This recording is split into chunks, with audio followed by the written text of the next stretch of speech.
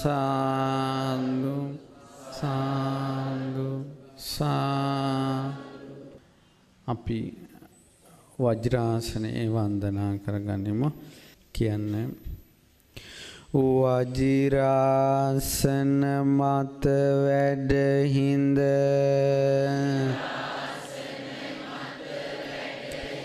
විදුරු නැන බලින් සපිරුණු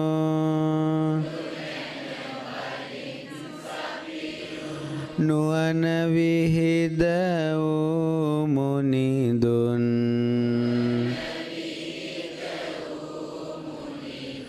සදා වන්දිමි මම් බෝධි මූලයේ සෙවණෙදී පුදා දිවි උතුම් නිවනට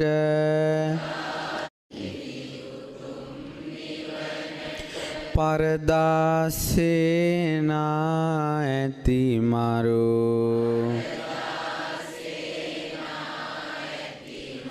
පිම්බලය මතු කළේ සොයාගත් නිවන් මඟ තුල සම්බෝධි රාජ බවට පැමිණ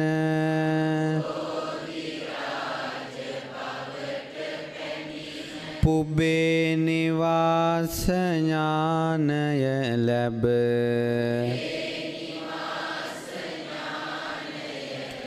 ප්‍රථම යාමයේ සුගති දුගතියෙහි ඉපදෙන ලෝ සතුනගේ දුක දැනගෙන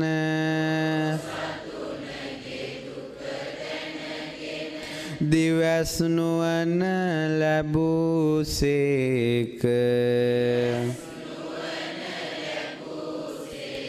මැදුම් යාමයේ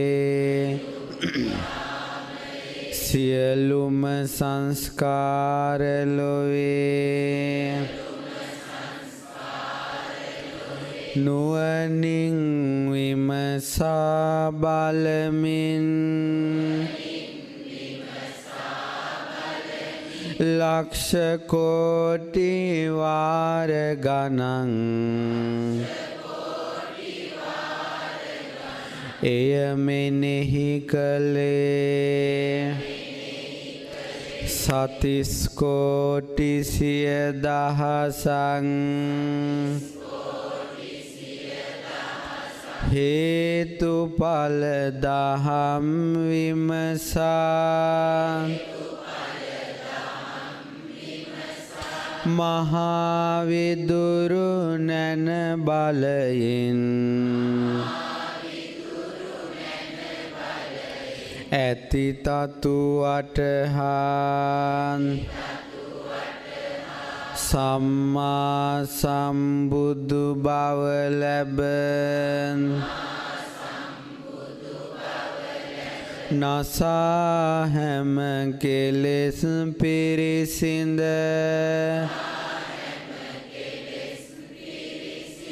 දිනුසේක එහි වැඩහිඳ බුද්ධ භූමියේ මහා විදුරු නුවණින් යුතු සම්බුද්ධ රාජ මුනිදුන් ලොව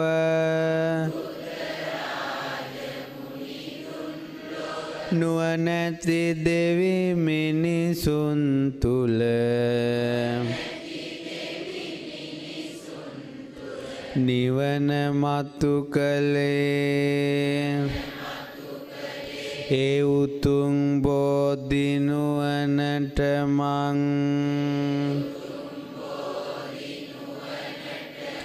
නැමී වැඳ වැටි සිරසින් පහන් වූ සිතින් හැම විට වන්දනා කරම්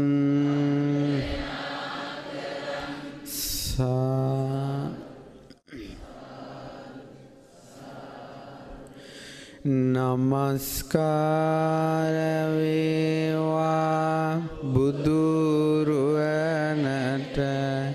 සැමදා බුදු හිමි සරණ යමි. නමස්කාර වේවා ධම්රුවනට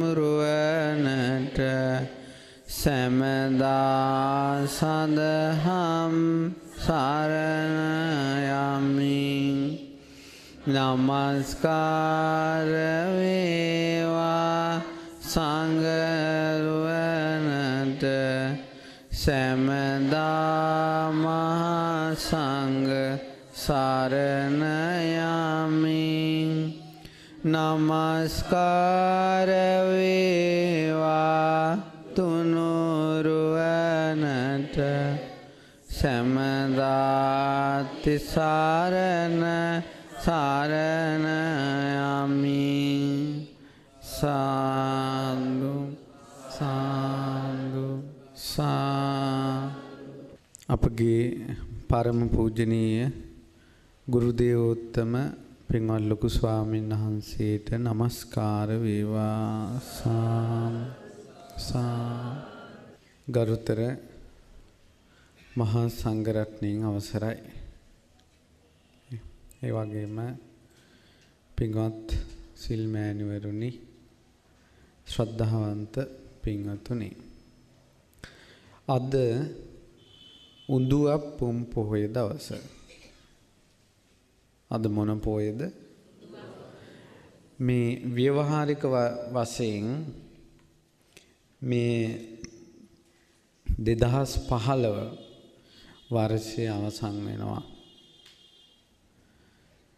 මේ තමයි ඒ වර්ෂයේ අවසාන පුම් පොය විදිහට දෙන්නේ. ඊළඟ කාරණාව තමයි අද වාගේ දවසක තමයි විජයශ්‍රී ජයශ්‍රී මහා බෝධීන් වහන්සේ ලංකාවට වැඩම කළේ. විජයශ්‍රී ජයශ්‍රී මහා බෝධීන් වහන්සේ මේ ලංකාවේ පිහිටියාට පස්සේ මේ ලංකා ධර්ණිතලයේ පැතිරුණ ආනුභාවය මෙච්චරයි කියලා කියන්න බෑ. ඉතින් ඒ නිසා අද අපි කල්පනා කළා බෝධීන් වහන්සේ හා සම්බන්ධ කරුණු ටිකක් කතා කළොත් හොඳයි කියලා.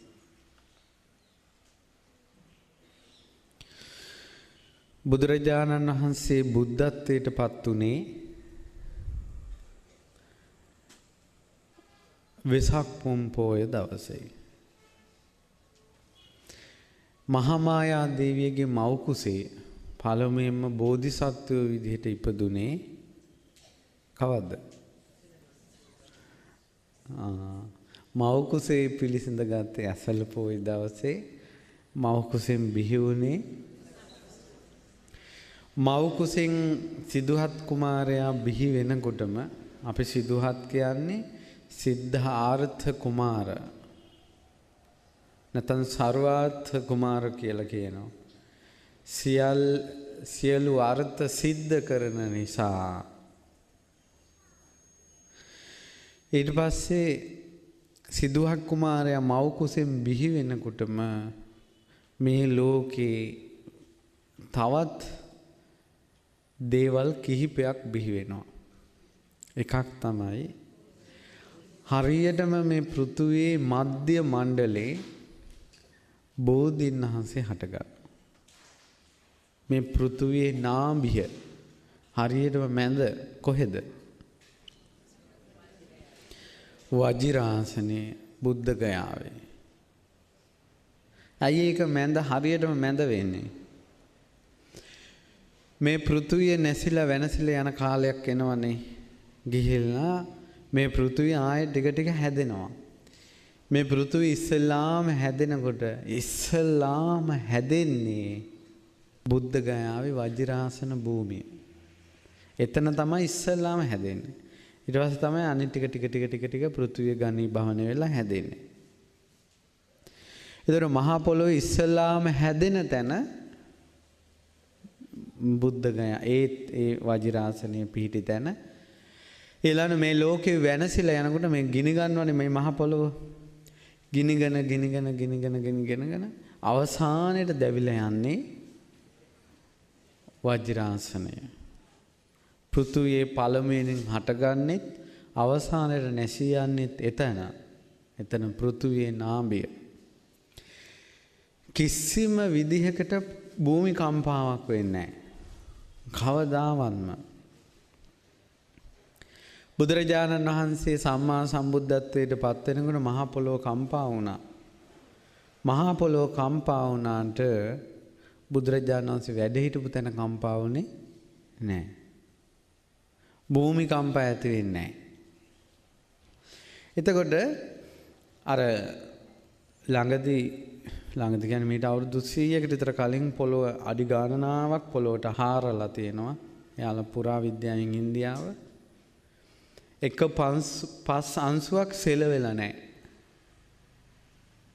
ඉතින් එයාලට පුදුමයි. එයාලා වාර්තා ඉදිරිපත් කළා තියෙනවා මෙතන කිසිම දවසක භූමි කම්පා වෙලා නැහැ කියලා. නමුත් බුද්ධ දේශනාවේ තියෙනවා එතන භූමි කම්පා වෙන්නේ නැහැ කියලා.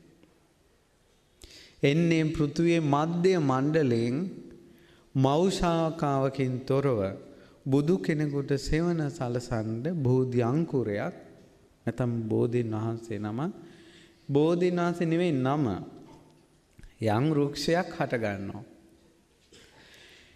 හැම බුදු කෙනෙකුටම හට ගන්නවා. දැන් මේ මහා භද්‍ර කල්පේ පහළ වුණ කකුසඳ කොණාගමන කාශ්‍යප ගෞතම කියන සිව් බුදුරජාණන් වහන්සේලාටම බෝධි මණ්ඩපේ බෝධීන් වහන්සේ හටගන්නේ එක තැන. එතකොට කලින් කාශ්‍යප බුදුරජාණන් වහන්සේගේ ශාසනය එතනින් හටගත්තේ නුග පැලයක්. නිග්‍රෝධ. බෝධිය කියන්නේ චතුරාර්ය සත්‍ය ධර්මයේ අවබෝධ වීම.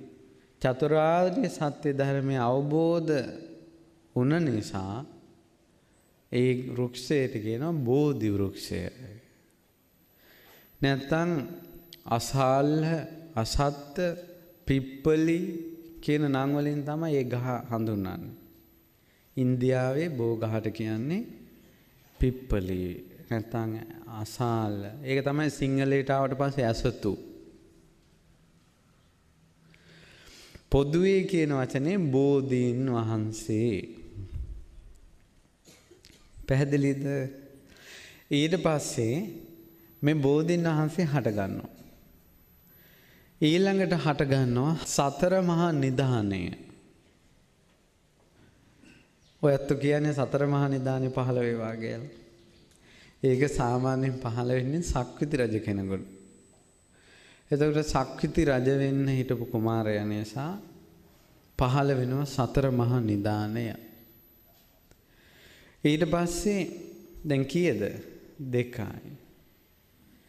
ඊළඟට ශ්‍රේෂ්ඨ කුලයේ ඇතෙක් පහළ වෙනවා. ඒ කුමාරයාගේ ගමන් පහසුවට.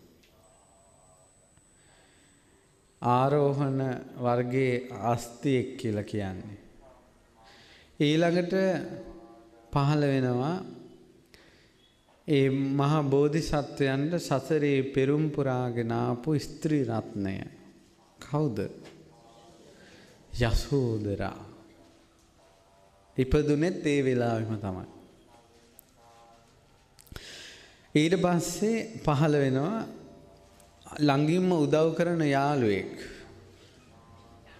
ඔව් චන්නෑමෙති. තව එක්කෙනෙක්. කාලුදායි කියන අමාත්‍යයා. කාන්තක අස්සයා. ඔන්න ඔය 7 එක වෙලාවේ තමයි පහළ වෙන්නේ. ඒ නිසා ඒ හතටම කියනවා සහජාත වස්තු. එක වෙලාවේ හටගත්ත වස්තු හත. බෝධීන් වහන්සේ දැන් හටගත්තා මේ ටික වැඩෙනවා කැලේ මැද. කැලේ මැද කියන්නේ නේරංජනා ගංගායනේ. නේරංජනා ගංගායනේ වැඩෙනකොට දැන් මේ බෝධි වෘක්ෂයේ ටික වැඩෙනවා. දැන් මිනිස්සු යනවා කැලේ දර හොයාගෙන. කපන්න හිතෙන්නේ නැහැ. වෙන ගස් කපනවා. මේ ගහ කපන්න හිතෙන්නේ නැහැ. ඊළඟට කැලේ යනවා සත්ව සිව්පාවෝ කොළ කඩ අතු කඩ යනවා. මේ බෝධීන් වහන්සේගේ කොළ අතු කඩන්න හිතෙන්නේ නැහැ. අනාගතයේ බුදු කෙනෙකුට සෙවන සලසන්න වලාකුලක් වගේ බෝධීන් වහන්සේ වැඩුණා. අභිනිෂ්ක්‍රමණය කරපු මහා බෝධිසත්වයෝ 6 වසරක් දුෂ්කර ක්‍රියාව කරලා ඒ දුෂ්කර ක්‍රියාව අතහැරලා සුජාතාව දුන් කිරිපිඩු වළඳා සේනානි ගමෙන් ඇවිල්ලා නේරංජනා ගඟෙන් එතර වෙලා ඇවිදගෙන යනකොට මහ වනේ දැන් බලන්න අර මෙහෙවන හැටි කර්මයේ විසින් ධර්මතාවයක් විසින් මෙහෙවනවා. ඒ ධර්මතාවයක් විසින් මෙහෙවද්දී යනවා කෙලින්ම අර වඩිනවා බෝධීන් වහන්සේ ළඟට. අර ඇසතු බෝධිය දැක්ක ගමන්ම හිතෙනවා මෙතන නම් ඉඳගත්තා නම් හොඳයි කියලා නැගෙනහිරට මුහුණලා නැගෙනහිර දිශාවේ සොත්තිය බමුණා දුන්න කුසතන පිළි අරන් ඒ කුසතනුව එතන අතුරලා මේ අසුන් ගන්නවා. අසුන් ගන්නේ මාගේ ලේ ආදිය ලේ මස් ආදිය වියලී යන්ත්වා ඇටනහර ඉතුරු වෙතොත් ඉතුරු වේවා. උතුම් සම්මා සම්බුද්ධත්වයට පත්වී මිස නැගිටින්නේ නෑ කියන අදහසින් වජ්‍රමය අදිෂ්ඨානයෙන් නොසෙල් වෙන නොබිදිය හැකි අදිෂ්ඨානයෙන් අසුන් ගත්ත නිසා ඒ ආසනයට කියනවා මොකද්ද? වජිරාසනය කියලා කියන්නේ ඒ නිසා. නැතම් පොළොවෙන් නිකම්ම ඉස්සිලා මතුණාද? එහෙම නැහැ. පොළොවෙන් එකපාර ආසනයක් උඩට මතුනේ නැහැ. කුසතන අතුරලා වජ්‍රමය අදිෂ්ඨානයෙන් අසුන් ගත්ත නිසා ඒ ආසනයට කියනවා වජිරාසනය කියලා. ඊට පස්සේ උතුම් සම්මා සම්බුද්ධත්වයට පත්වීම පිණිස සිත මෙහෙවනකොට මාරයා දැක්කා. බිම්බරක් දස සේනා සහිතව මේ බුදුරජාණන් වහන්සේ ඉදිරියේ පෙනී ඉඳලා නවවිධ වරුසා වෙනවා. ගිනි වරුසා, ආයුධ වරුසා, ගල් වරුසා, ඊතල වරුසා. ඒ සියල්ල අප මහා බෝධිසත්වයන්ගේ පුණ්‍ය මහිමේ ඉදිරියේ මල් වරුසා වෙනවා. මේ බිම්බරක් දස සේනාවගේ මාර සේනාවගේ ගෝර නාඩුවෙන් බියපත් වූ සියලු දෙවියන් බඹුන් ඉස්ලූලු අත දුව යනවා. එතකොට අප මහා බෝධිසත්වයන්ගේ තනි නොතනියට ළඟ හිටියේ කවුද? බෝධීන් වහන්සේ. දසමර සේනා පරාජයට පත් කරනකොට ඒ අద్භූත ජනක දේ දැකගත්තේ කවුද? පිරූ පාරමිතා ධර්මයන් සිහිකොට මහ පොළොවට ශ්‍රී හස්තේ දික්කොට මා උතුම් සම්මා සම්බුද්ධත්වයේ පිණිස දරූ වෙහෙස පිරූ පාරමී දන්නේ මහ පොළොවයි මේ ධරතී මාතා නුඹ මට නැද්ද සාක්ෂි කියලා මේ මහ පොළොවට ශ්‍රී හස්තේ දික් කරනකොට මහ පොළොව කම්පා වෙලා ගියා. ඒ අසිරිය දැකගත්තේ කවුද? ඊට පස්සේ දැන් ටික හිත දැහැන්ගත කරනවා. මාර සේනා පරාජයටපත් වුණා. හිත දැහැන්ගත කරනකොට ටික හිත සමාධිමත් වුණා. පෙර ජීවිතයකින් එක පේන්න පටන් ගත්තා. බැලුවා මට විතරද මේ ජීවිතේ අනිත් අය දිහාට හිත යොමු කළා.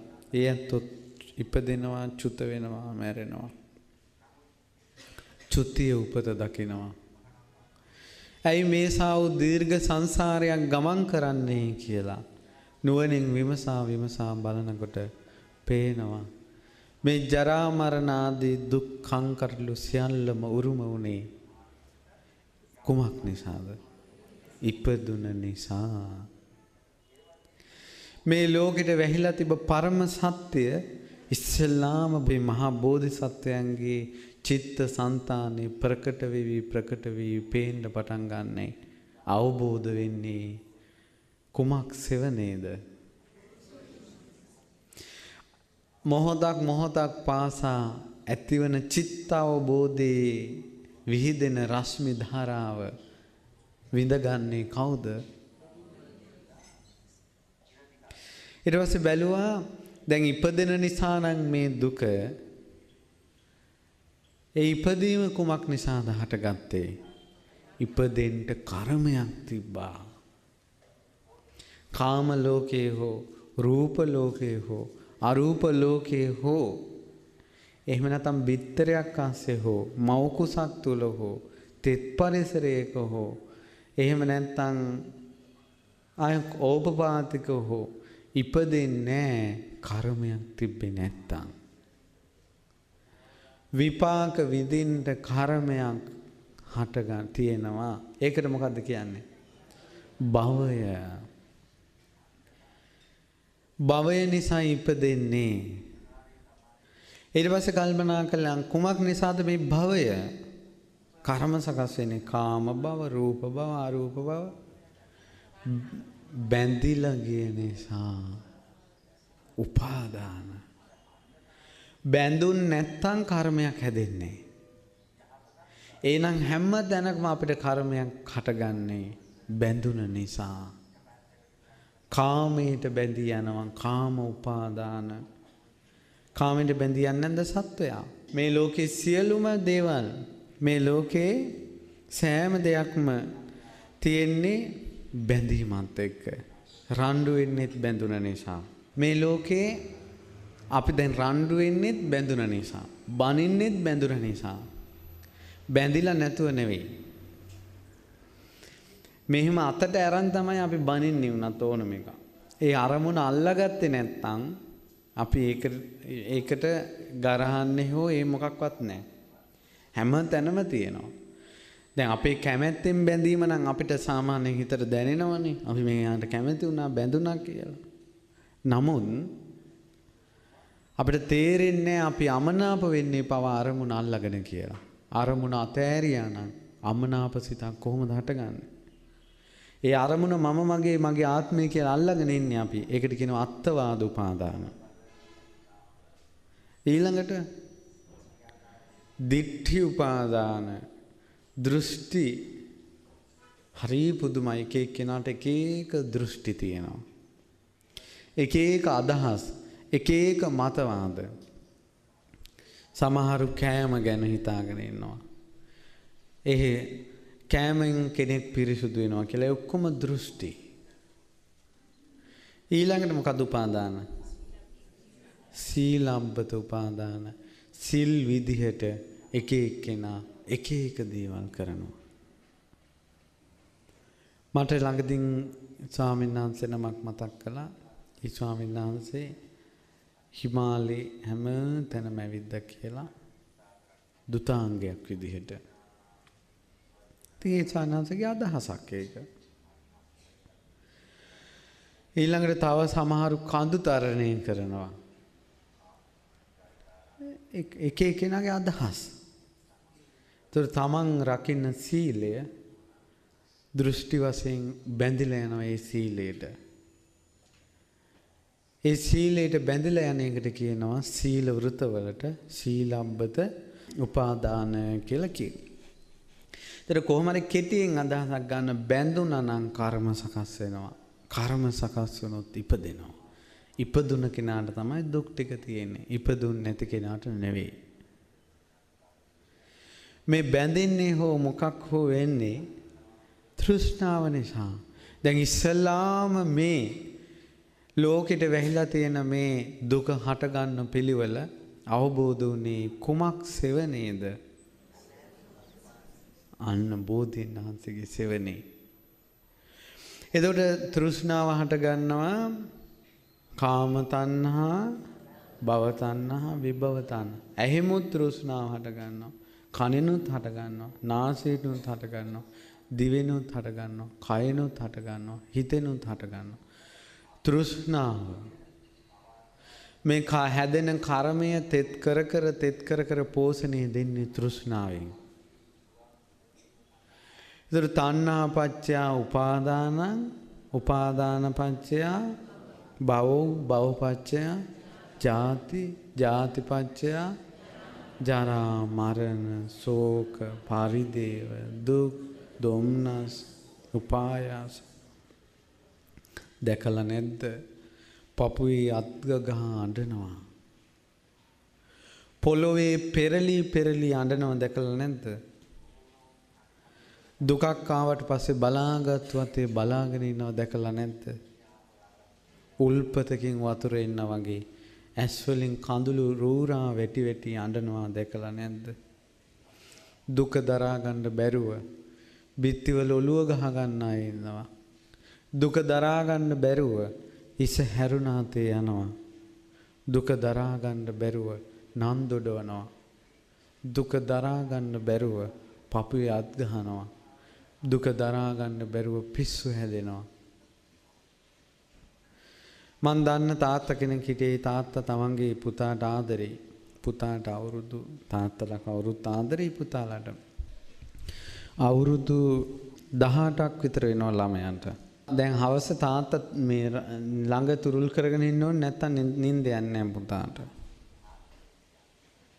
ඊට පස්සේ කොණ්ඩේ පීරන්නේ කවන්නේ පොවන්නේ ඔක්කොම තාත්තා. අවුරුදු 18 ළමයාගේ තරම් ආදරේ. දවසක් තාත්තා ගෙදරින් හිටියා. පුතා කුඹුර ගියා. මේ කුඹුර ගිහිල්ලා ට්‍රැක්ටර් එක නැගලා කොල්ලොත් එක දැන් කුඹුරු යායේ මැදින් එනවා. එනකොට එක තැනකින් ට්‍රැක්ටරේ ගලක් උඩින් ගිහිල්ලා උඩ ගිහිල්ලා විසි වෙලා අර ළමයා ඒ ට්‍රැක්ටරේ ඇතුළටම වැටුණා. ඉතින් ට්‍රැක්ටරේ මේ කොල්ලා උඩින් ගියා. ළමයා මැරුණා. ඒතර ළමයා මැරිච්ච ගමන් අර තාත්තට මේ දැන් ඇවිල්ලා කිව්වා මෙහෙමයි පුතාට කරදරයක් වුණා. කිව්ව ගමන් තාත්තා තඩිස්සි වුණා. ඊට වෙන මොකුත් කතාවක් නැහැ. රේසරේ අරන් බාත්රූම් එකට ගියා. රේසරේ අරන් බාත්රූම් එකට ගිහිල්ලා හොඳට කොණ්ඩේ කතුරයි රේසරේ අරන් කොණ්ඩේ සෝදලා කතුරෙන් කොණ්ඩේ කපලා මේ රේසරෙන් අරන් කොණ්ඩේ හොඳට බාලා තට්ටේ අතට සුදු රෙදි කෑල්ලක් අරන් සුදු රෙදි ඇඳලා පන්සලට යනවා. පන්සලට ගිහිල්ලා හාමුදුරන්ට ඉදිරියේ වැඳ වැටලා කියනවා මම මහාන වෙන්න ආවේ. දැන් අර පුතා මැරුණා මොකද්ද කරන්නේ? මිනිහ ගෙදරට ගේනවා. ඒ මොකක්වත් නැහැ. මොකද්ද මේ? ශෝකය. අන්‍ය ස්වභාවයකට හිත පෙරළුණා. සෝකෝ සෝචිතත්තං අන්තෝ සෝකෝ අන්තෝ පරිසෝකෝ ආදේවනා පරිදේවනා ආදේවිතත්තං පරිදේවිතත්තං. දුකේ එක එක වචන ඔය. ඒක ස්වභාවය. දුක හිතෙනවා. මං ළඟටත් ආවා. ඊට පස්සේ ඔන්න මිනිස්සු කොහොම හරි මේවා කරලා මල්ලගම කටයුතු කළා. ඉතින් කතාවක් නැහැ. කරබාගෙන ඉන්න ඔයා ළඟට වෙලා. ඊට පස්සේ මන් ළඟට ආවේ. පන්සලෙන් මාව මහාන කළේ නැහැ. ඒ නිසා ඔබ වහන්සේ මාව මහාන කරන්න ඕනේ නැත්නම් මම මැරෙනවා. මං කව මට නම් මහාන කරන්න විදියක් නැහැ. දැන් එහෙනම් තියෙනවා හිත මැරෙන එක.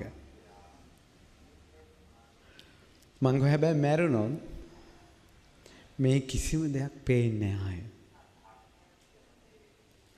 දැන් හිස හැරුණාතේ ගියොත් කොයි හරි සෑයක් තියෙනවා. බෝධින්නාන්සේ නමක් ඉන්නවා. කතා කරන්න කෙනෙක් ඉන්නවා. දුක කියන්න කෙනෙක් ඉන්නවා. මැරුණාට පස්සේ කොයි ලෝකයයිද? ඔයා සිහි කරලා බලන්න. ඔයා දැන් මැරුණ ගමන්ම දෙව්ලෝ යනවා කියලා. ඔයාගේ හිතේ රැවුදිදී තියෙන පිනක් මට කියන්න කිව්වා. මතක් වෙන්නේ නැහැ. මං කොප් දැන් මතක් වෙන්නේ නැත්තම් පිනක්. කොහොමද දැන් මැරුණොත් දෙව්ලෝකවත් යන්නේ කියලා මැරුණාට පස්සේ වෙන අනතුරු ගැන කිව්වා. ගොඩක් කිව්වා විස්තර. කිව්ව ගමන් කිව්වා හාමුදුරනේ එහෙනම් මම මැරෙන්නේ නැහැ. ඊට පස්සේ මං කිව්වා එහෙනම් දැන් මේ පෑන් එක අරන් ගිහිල්ලා බෝධීන් වහන්සේ ළඟ ගිහිල්ලා පොරොන්දු වෙන්න. ආයේ මං මෙහෙම හිතන්නේ නැහැ කියලා. ඊට පස්සේ පෑන් එකත් අරන් ගියා. ටික ටික දැන් හොඳයි. ඒත් දැනටත් දැනෙනවා ළඟ පුතා ඉන්නවා වගේ. දැනටත් දැනෙනවා පුතා ළඟ ඉන්නවා වගේ. ඉතින් නමුත් හදාගන්න පුළුවන් ටික කාලයක් යයි. ශෝකය. පුදුම සහගත නෑ. අරහත්ත්වයට පත් වෙන්න පින තිබ්බ කිසා ගෝතමේ දරුවා මැරුණා කියලා පිළිගත්තද? තමන්ගේ දරුවා පපුවට තුරුල් කරගෙන මේ දරුවා මාත් එක්ක තරහ වෙලා මේ දරුවට කියන්න මං අම්මා තරහ නැහැ. කිරි නොබී ඉන්න එපා අම්මට දුක හිතෙනවා කියලා මේ දරුවට කියන්න කියලා පපුවේ තුරුල් කරගෙන ගිය මේ කෙල්ල අද කාලේ කෙල්ලන්ටත් වැඩිය මෝඩ නැද්ද? ඒත් හිත ඇතුලේ තියෙන පුණ්‍ය සංස්කාරය.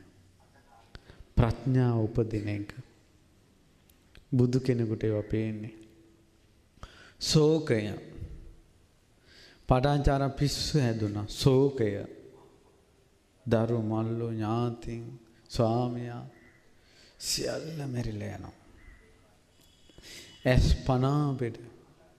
ඊ රාත්‍රියේ Tamanට දාව ඉපදුන දරුවා උකුස්සෙක් දැහැගෙන යනවා. පෙම්බර තමාගේ එකම දරු සිඟිත්තා කයේ දැවටි දැවටි හිටිය වතුරේ ගහගෙන යනවා. සිටු සැපත අතහැරලා මෙයා තමයි මගේ එකම ලෝකයේ කියලා පැනලා ගිය තමන්ගේ ස්වාමියා සරපෙක් ගහලා මැරිලා ඉන්නවා. පිළිහිටට පිළිසරණ හිටපු දෙමව්පියෝ සහෝදරයෝ එක දර සෑයේ දැවෙනවා. ඔය වගේ දුක් අපේ අයට නෑ. ඔච්චර දුක් අන්දරාවක් විඳපු කෙනෙක් මෙතන නෑ. දුක පටාචාර බේරුණා බුදු කෙනෙක් හිටපු නිසා. ඔබ සසරේ පටාචාරලා වෙලා දුවලා නැද්ද? දුකට හිත වෙනස් වෙලා පිස්සු හැදිලා නැද්ද? සසරේ අය මතක නැද්ද? ඒ තරම් දුක් අන්දරාවක් වින්දා. ඒ සියලු දුක හටගත්තේ ඉපදුන නිසා. ඉපදුනේ භවය නිසා. කර්ම සකස් වුණේ උපාදාන නිසා. බැඳිලා ගියේ ඇලුන නිසා තෘෂ්ණාව. තෘෂ්ණාවක් හටගන්නේ වේදනාවක් හටගත්තේ නැත්තම්. වේදනාව පත්‍ය තණ්හා. අපේ තෘෂ්ණාව හටගන්න ඕනම තැනක සිහියෙන් ඉඳලා බලන්න වේදනාවක් එක්ක තමයි තෘෂ්ණාව හැදිලා තියෙන්නේ.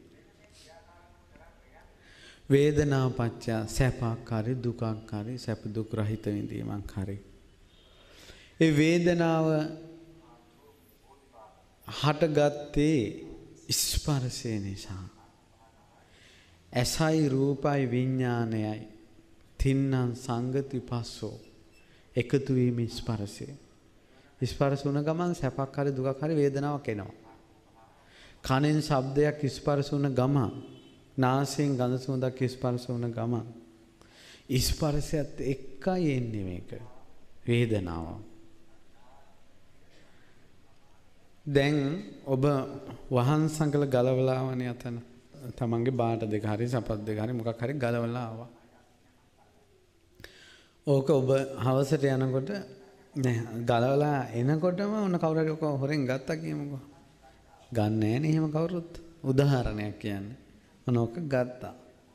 ඊට පස්සේ දැන් ගලවලා තියලා මෙහෙට එනකොටම ගත්තේ. ඒතරොන්න දැනුත් ඔබ දන්නේ නැහැ.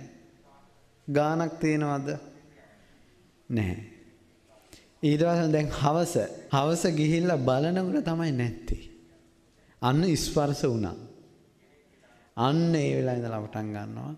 මුන් බනහන්න ඇවිල්ලක් දෙනවද ටික කියලා බනිනවා. දැන් සැපසහගත වේදනාවක්ද දුක්සහගත වේදනාවක්? වේගනේ.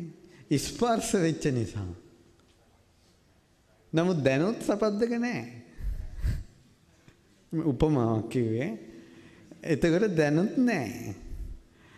ඊට පස්සේ නමුත් දැන් ඒක දැනෙන්නේ නැහැ. ඒ අදාළ දේ ස්පර්ශ නොවිච්ච නිසා. දැන් සමහර වෙලාවට ඔබට බනින්න කවුරු හරි ඇවිල්ලා ඉන්නවා. දැන් එයා එනකොට ඔයාලා බන අහනවා. දැන් කල්පනා කරගෙන ඉන්නවා. දැන් බන ඉවරෙච්ච ගමන් මම හොඳ වෙන දෙයක් කියන්නම්. අර ඉන්නේ මම බලන් ගන්නම්කෝ කියලා දැන් හිතෙන් හිතා ඉන්න. ඒතර එයා දැන් බනින්න සූදානමින් ඉන්නවා. ඒතර මෙයාත් ඉන්නවා. මෙයාත් ඔන්න ටිකක් පිටිපස්සේ බලනකොට ඈත අර එක්කිනා දැකලා අක්කා කියලා මෙන් hina වෙනවා. ඒතර අරයත් hina වෙනවා හිටපන්කෝ කියලා. ඒතර තාම දැන් ඔන්න නැහැ. දැන් ඔන්න ධර්ම දේශනාව ඉවර වෙච්ච ගමන්ම මේ කතා කළා වරෙන් උඹ මොකද්ද මේ කියලා තියෙන්නේ කියලා බැනගෙන අන්න දුක හට ගන්නවා. එහෙනම් කුමක් නිසාද මේ තෘෂ්ණාව වේදනාව හටගන්නේ? ස්පර්ශය නිසා. කනක් නැත්තම්, නාසයක් නැත්තම්, දිවක් නැත්තම්, කයක් නැත්තම්, හිතක් නැත්තම් ස්පර්ශයක් හටගනීද? සලායතන පච්චයා පස්සෝ පස්සපච්චයා කියන්න බලන්න හොඳට හඬ නගලා කියන්න. සලායතන පච්චයා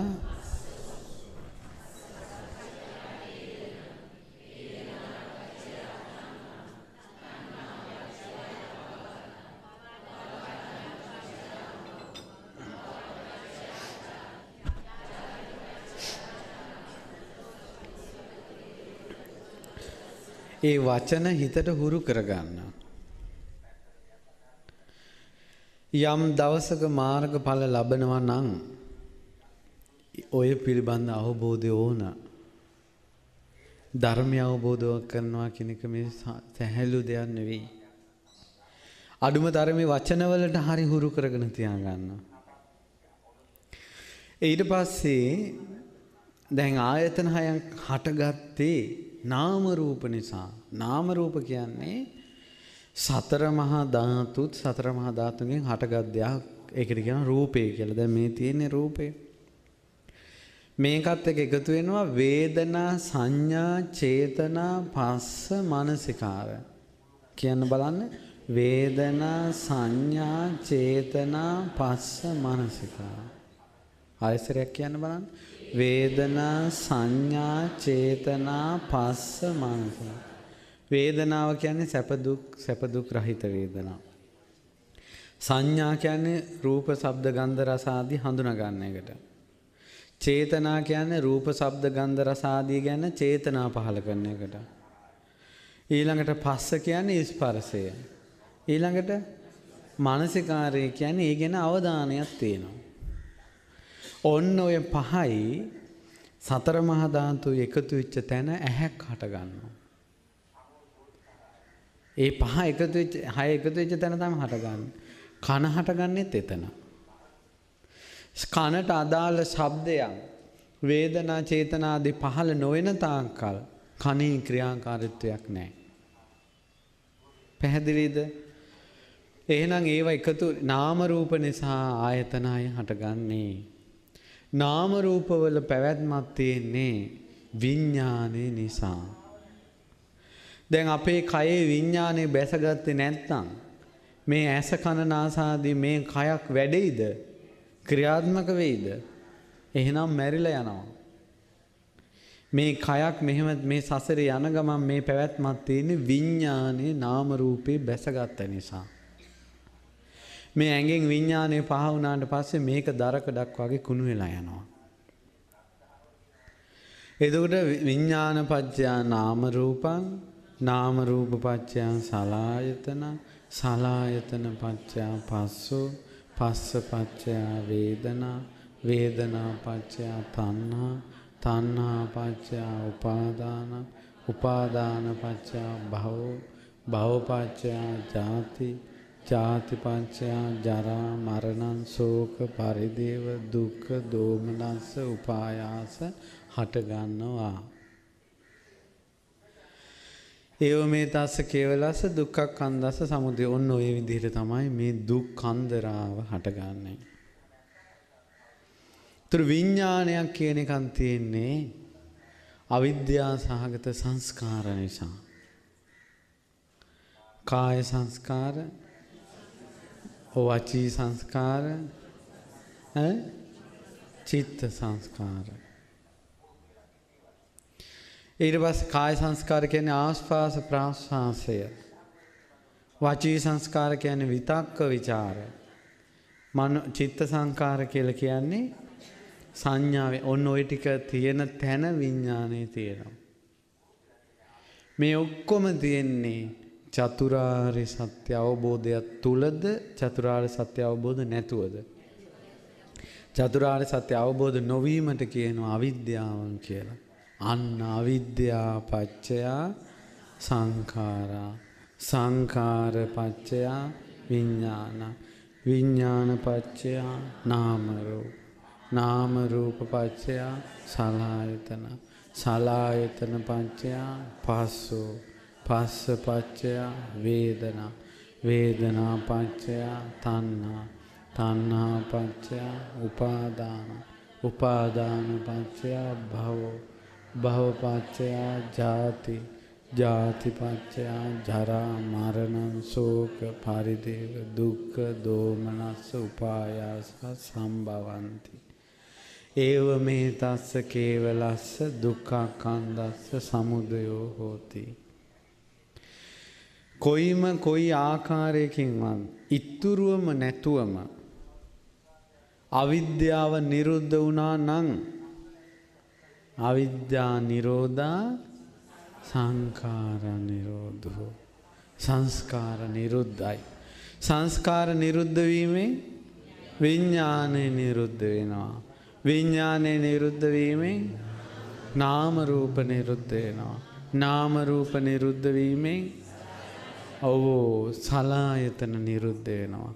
සලආයතන නිරුද්ධ වීමෙන් ස්පර්ශය නිරුද්ධ වෙනවා. ස්පර්ශය නිරුද්ධ වීමෙන් වේදනාව නිරුද්ධ වෙනවා. වේදනාවේ තියෙන අවිද්‍යාව නිරුද්ධ වීමෙන් තෘෂ්ණාව හටගන්නේ නැහැ. තෘෂ්ණාව හටගන්නේ නැත්තම් බැඳින්නේ නැහැ. බැඳුනේ නැත්තම් කර්ම සකස් වෙන්නේ නැහැ. කර්ම සකස් වුණේ නැත්තම් ආය උපතක් හැදෙන්නේ නැහැ.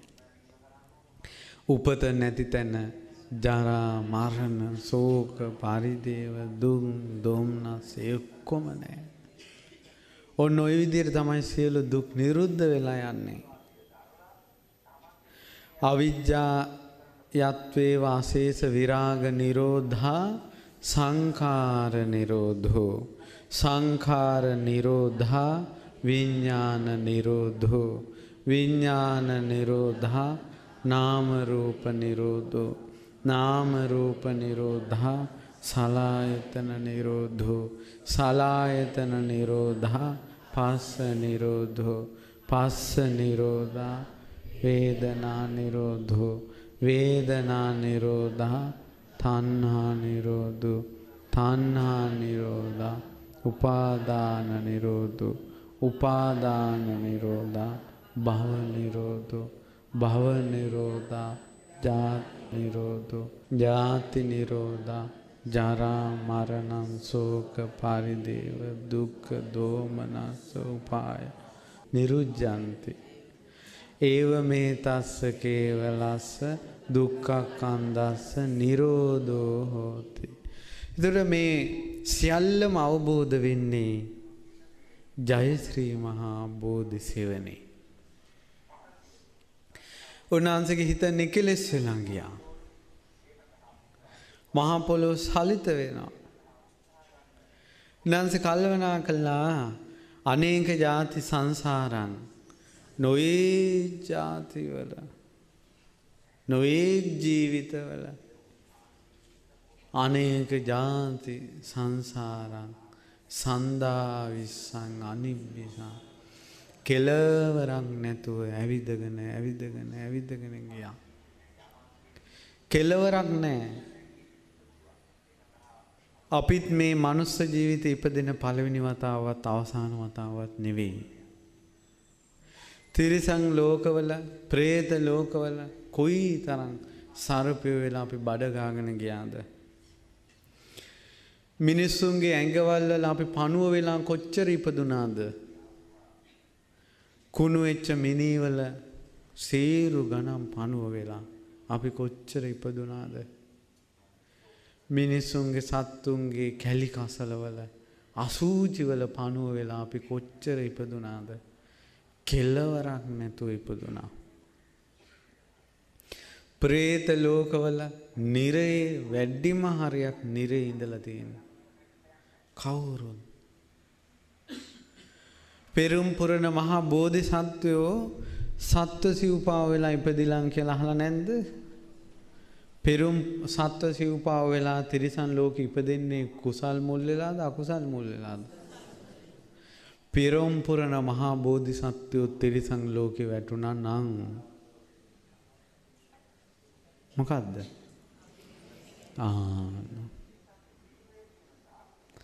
කෙලවරක් නැතුව සසරේ පුදුනා සන්දා විස්සං අනිබ්බිසං ගහකාරකං ගවේ සන්තෝ දුක්ඛා ජාති පුනම් පුන නැවත දුක හදලා දෙන මේ ගේ හදන වඩුවා මං හිව්වා.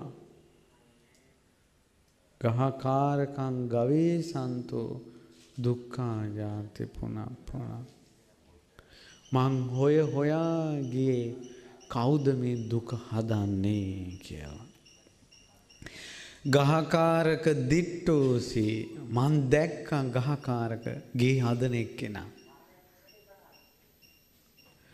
පුන ගේහං කාහසි ආයෙනම් මං ඔබට ගෙවල් හදන්න දෙන්නේ. සබ්බා තේපා සුඛා බග්ගා මං පරාල ඔක්කොම ගලවලා දැම්මා. ඒ දුක නැමැති ගේ. මොනවද පරාල? ජාති, භව, තේරුණානේ? උපාදාන, තෘෂ්ණා, වේදනා, සලආයතන, ස්පර්ශ, නාම රූප, විඥාන ආදී පරාල ඔක්කොම මං ගලවලා දැම්මා. ඊළඟට සබ්බාතේ පහසුකා බග්ග ගහකූටං විසංක අර කැණි මඩල සුණු විසුණු කරලා දැම්මා. මොකද්ද කැණි මඩල? මේ ඔක්කොම පටන් ගන්න කොතනින්ද? අවිද්‍යාවෙන්. ඒ අවිද්‍යාව සුණු විසුණු කරලා දැම්මා. ගහකූටං විසංකාරගතං චින්තං මගේ හිතේ දැන් සංස්කාර හට ගන්නෑ. පුණ්‍යාභි සංස්කාර, අපුණ්‍යාභි සංස්කාර, ආනිඤ්ඤාභි සංස්කාර. මේ සංස්කාර හට ගන්නෑ. කෙලෙස් හට ගන්නෑ. ආශ්‍රව හට ගන්නෑ. ඔක්කොම නැති වුණා. තණ්හානං කය මජ්ජගාති. තෘෂ්ණාව ශ්‍රය කරලා නැත්තරම නැති කරලා දම්පු නිසා කියලා පෙර නොඇසූ ඉරු ධර්මයන්හි ගාථාවක් පහළ වුණා. උදානයක් පහළ වුණා. බුදුමුවින් මෙවැනි පරම ගම්බීර උදානයක් පහළ වෙනකොට ජීවිතයේ සත්‍ය ස්වභාවය ගැන උතුම් සම්බුද්ධත්වයේ පිළිබඳ උදානය පහළ වෙනකොට පළවෙනි උදානයේ ශ්‍රවණය කළේ කවුද?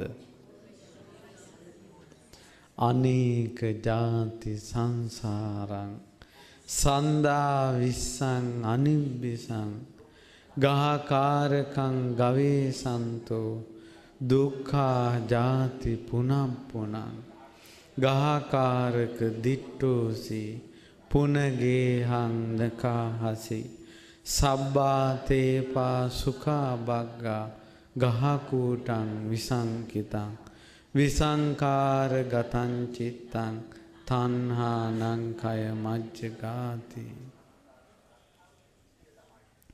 පුරා සතියක් ඒ ධර්මයේම සිහි කර කර ඉන්නවා. අනුලෝම වශයෙන් ප්‍රතිලෝම වශයෙන් හටගන්නේ හැටි නැති වෙන හැටි.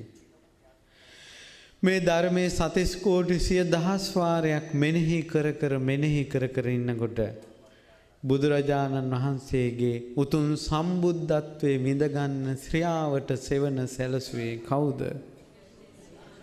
ජයශ්‍රී මහා බෝධීන් වහන්සේ. උන්වහන්සේ සම්මා සම්බුද්ධත්වයට පත් වෙලා පුරා සතියක් වැඩ ඉඳලා බෝසෙවෙනේ නැගිට්ටා. නැගිටිනකොට දෙවිවරු කල්පනා කළා ටිකක් භාවනා කරලා නැගිට්ටා.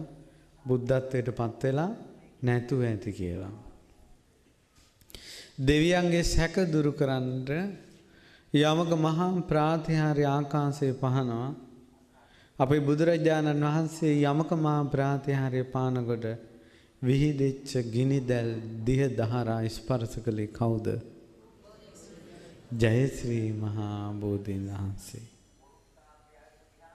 ආකාශයෙන් වැඩලා නාසේ ඊශාන දිශාවේ එක්තරා ස්ථානයක ඉඳලා බෝධීන් වහන්සේට දුරත් නැති ළඟත් නැති තැනක බෝධීන් වහන්සේ දිහා බලාගෙන ඉන්නවා. සසරේ කවදාවත් කවුරුවත් දිහා රවලා බලලා නැහැ. ඇස් කොනින් බලලා නැහැ. ඇස් ලොකු කරලා බලලා නැහැ. අන්නේ පිම්බලයට හට ගන්නවා නිල් පාට ඇස් දෙකක්. ඒ ලස්සන නිල් පාට ඇස් දෙකෙන් උන්වහන්සේ ජයශ්‍රී මහා බෝධීන් වහන්සේ දිහා සතියක් බලාගෙන ඉන්නවා. බුදුරජාණන් වහන්සේගේ උතුම් සම්මා සම්බුද්ධ ජීවිතේ මේ මසසින් බෝධීන් වහන්සේ තරම් තවත් දෙයක් දිහා බලලා නැහැ. ඔච්චර කාලයක්. කෘතගුණ සැලකීම පිණිසත් 5000ක් කල් බුද්ධ ශාසනයේ පවතින තුරු බුදුරජාණන් වහන්සේගේ ශ්‍රාවක භික්ෂු භික්ෂුණී උපාසක උපාසිකාන් කියන සිව්වණක් පිරිසට සිත සලසන්න උතුම් බුද්ධානුභාවය බුදු වෙලා දෙවෙනි සතියේම බෝධීන් වහන්සේ තුල ගැප් කළා. බෝධීන් වහන්සේ කියන්නේ එහෙම එකක්. අනිමිස ලෝසන පූජාව. නිල්වන් net කාන්ති ආශාවෙන් උරාගත්තේ කවුද? ඒකයි අදටත් නිල් රැස් විහිදෙනවා. ඊට පස්සේ බුදුරජාණන් වහන්සේ ඇවිල්ලා සතිය අවසානයේදී දැන් අපි යමක් දිහා බලාගෙන ඉන්නකොට ටික වෙලාවක් බලාගෙන ඉන්නකොට අපේ ඇස් දෙකක් තියෙන රූපෙත් තියෙනවා හිත වෙන කොහෙවත්. දැන් මෙහෙම ඉඳලා දැන් මාත් බණ කියන ඔබත් අහගෙන ඉන්නවා මන් දිහාත් බලාගෙන ඉද්දී වෙන මොකක්ද එකක් කල්පනා කරනවා. බුදුරජාණන් වහන්සේ සතියෙම සම්පූර්ණම සිහිය පිහිටේ බෝධීන් වහන්සේ දිහා. මොහොතක් බෝධීන් වහන්සේකින් බැහැර වුණේ නැහැ. ඒකයි ජයශ්‍රී මහා බෝධීන් වහන්සේ නමක් කියන්නේ සුළුපටු නැහැ. ඉස්සර මිනිස්සු ඒකයි කිව්වේ මම මේ මළුවට යනකොට එනකොට බෝපත් බොමුල් මට පෑගෙනකොට පවක් වෙනවා නම් මට සමා වෙන්න. බෝධීන් වහන්සේගේ පත්තරයක් ඇඟේ වැදෙනවටත් බය වුණා. පුංචි ළමයි කොළ කඩනකොට දොස් කිව්වා. කොච්චර ආදරය කළාද බෝධීන් වහන්සේට. බුදු කෙනෙක් කියන සංඥාවෙන් තමයි අපි බෝධීන් වහන්සේට ටිකක් දුරින් හරි සිටිය යුත්තේ. නැත්නම් හරියට කාන්තාව වහනවා. තවම හොයනවනේ අර කාන්තා විමුක්තිය. හොයන නිසා ඇයි බෝධීන් වහන්සේ ළඟට අපිට යන්න දෙන්නේ නැත්තේ? ඇයි චෛත්‍ය උඩට අපිට නගින්න දෙන්නේ නැත්තේ? හොඳලාටත් ඕනේ ඒක. ඊට පස්සේ ඇයි අපිට මොකද්ද මේ කවුද හේමමාලා දන්ත දාතුනාසේ කිස්වල ගහගෙන ආවලා අපිට බැරියයි. ඒ දන්නේ නැති ගම. හේමමාලා කොණ්ඩේ ඇස් ගහගෙන ආවේ නැහැ. දැන් හිතාගෙන හිටි ගහගෙන නමක් කියලා නේ. එයා කොණ්ඩේ කට්ටක් හැදුවා රත්තරනේ. හදලා සඳුන් තෙල් පුරවලා ඒ කොණ්ඩේ කන්ට ඇතුලේ දන්ත ධාතුන් වහන්සේ දාලා මේ ඔළුවට උඩින් මෙහෙම ගැහුවේ. ගහනකොට ඒ දන්ත ධාතුන් වහන්සේ කෙස්වල ස්පර්ශ වෙලාද? කට්ට තමයි කෙස්වල ස්පර්ශ වෙලා තියෙන්නේ. සිරස මුදුනේ තියාගෙන ඉන්න කරඬුවක් වගේ දන්ත ධාතුන් වහන්සේ වැඩම. අපේ උන්දලා දන්න. ඉතින් ඒ නිසා කියනවා අපිටත් රින් ගන්න ඕන බෝධිආසනට. ඉතින් මැදයි ඔය දුර ඉඳලා වැන්දම. ඒක ස්ත්‍රී ජීවිතේ යම් තියෙන දෝෂයක්. ස්ත්‍රී ජීවිතය කියන්නේ පිනක විපාකයක් නෙවෙයි. පිරිමියට ඕන තරමක් ගිහිල්ලා බෝධින් වහන්සේලා ස්පර්ශ කරලා වඩම්මගෙන ධාතුන් වහන්සේලා ස්පර්ශ කරලා වඩම්මගෙන ඒක තියෙනවා.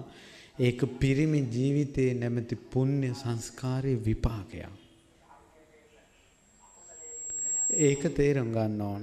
ඊට පස්සේ බුදුරජාණන් වහන්සේ 3 වෙනි සතියේ ඒ බෝධි මූලයේ ළඟ සක්මන් කළා. අදටත් ඒ සක්මන තියෙනවා. සක්මන් කරන අපගේ මොනිදුගේ සක්මන් මළුවට පවන් සැලුවේ කවුද? බෝධීන් වහන්සේ. උන්වහන්සේ බෝධීන් වහන්සේ සෙවණේ සක්මන් කරනකොට බෝහතු සෙලවෙනවා. සිවිසිලි ගාලා. ඔය බෝමලුවක අසුංගන ඇස් දෙක පියාගෙන ඉන්නකොට හොඳටම දැනෙනවා ඒ බෝපත් ගැටෙන හඬ මේ ලෝකයේ අනිත් සෑම හඬකින්ම වෙනස්. සිලිසිලිගා බෝධීන් වහන්සේගේ පත් සෙලවෙන එක ශාන්තියක්. ඊට පස්සේ මේ විදිහට බුදුරජාණන් වහන්සේගේ අසිරිය දැකගත් බෝධීන් වහන්සේ විරාජමානව වැඩ හිටියා. බුදුරජාණන් වහන්සේගේ බෝධීන් වහන්සේට ගොඩක් අය වන්දනමාන කළා. බුදුරජාණන් වහන්සේ බුද්ධත්වයට පත් වුණේ මෙතනයි කියලා ආරංචි වෙලා බුදුරජාණන් වහන්සේගෙන් ධර්මය අහපු අම්මා කෙනෙකුයි තාත්තා කෙනෙකුයි ඒ බෝධීන් වහන්සේගේ කඳෙන් වැටුණ පොත්තක් අරන් ඇවිල්ලා ගෙදරක මංජුසාවක දාලා හැමදාම පොයට පිරිත් කියනවා. බුද්ධ කාලේ. බුදුරජාණන් වහන්සේ වැඩ ඉන්න කාලේ. මේ දෙන්නට ළමයෙක් ලැබුණා. ඒ පුංචි දරුවත් දැන් තියාගෙන තමයි පිරිත් කියන්නේ. ඉතින් පොඩි කොල්ලා බලාගෙන ඉන්නා මේක දිහා. ඒ ළමයාට අවුරුදු 7ක් වුණ තැන අර අම්මයි තාත්තයි ආයෙත් පොයේ දවසක අර බෝධි කඳේ අර කොටස ළඟ තියාගෙන වැඳ වැඳ ඉන්නවා. ඒක දිහා බලාගෙන හිටපු දරුවට පෙර ජීවිත පේන්න පටන් ගත්තා. මෙයාට පේනවා කලින් සසරේ ජීවිතයක තාපසීන් වහන්සේ නමක් වෙලා මෙයා බුදුවරුන්ට උපහාර පිණිස කියලා වැලි වලින් චෛත්‍යයක් හදලා වැඳ වැඳ හිටපු එකක්. ඒතර මෙයාට තේරෙනවා මාත් කලින් ස්තූප හදලා වැඳන්නේ කියලා හිතෙනකොටම චිත්ත ප්‍රීතියක් ඇති වුණා අර පුංචි ළමයාට. ඇඟ සිසිල් වෙලා ගියා ප්‍රීතියෙන්.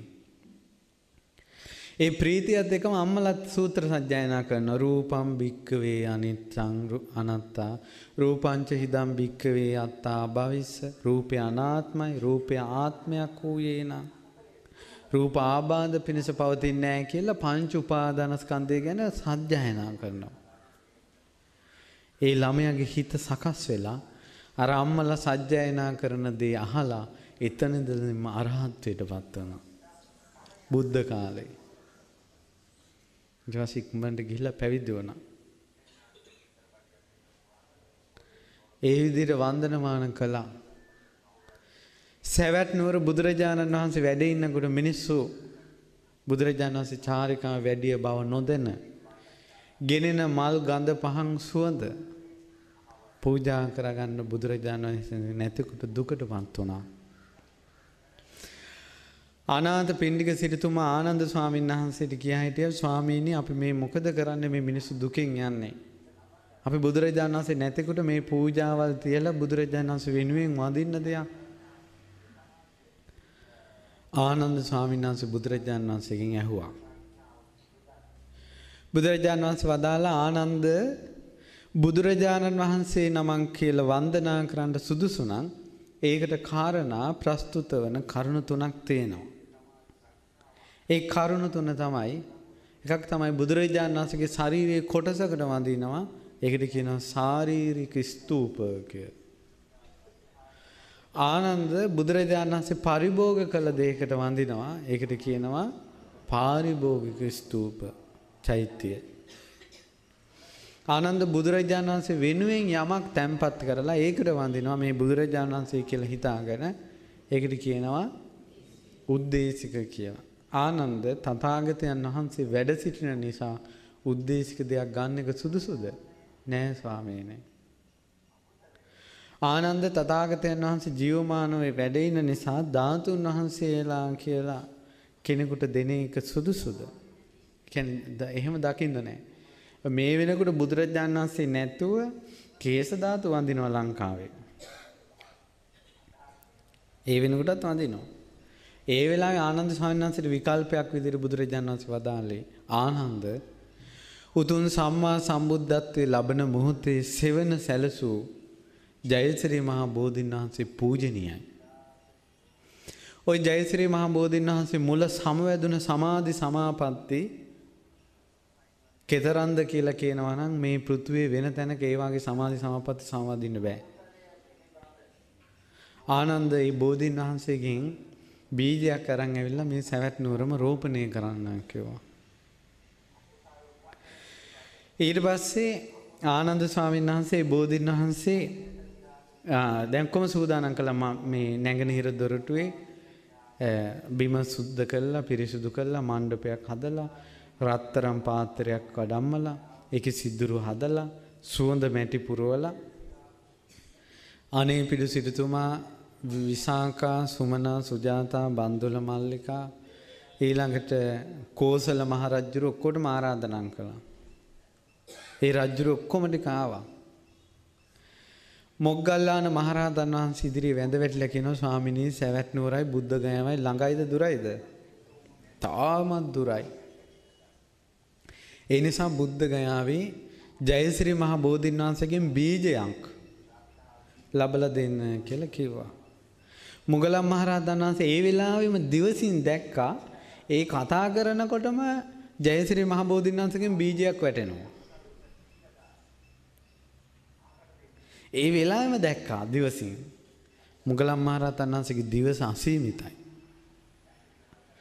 ඊට පස්සේ මුගලන් මහරහතන් වහන්සේ කළේ 이르දියක් ප්‍රාතිහාර්යයක් පෑවා. බෝධීන් වහන්සේ අරන් එනවා යනවා ඔක්කොම අහසේ පේන විදිහට. ප්‍රොජෙක්ටරයක් දැම්මා වගේ.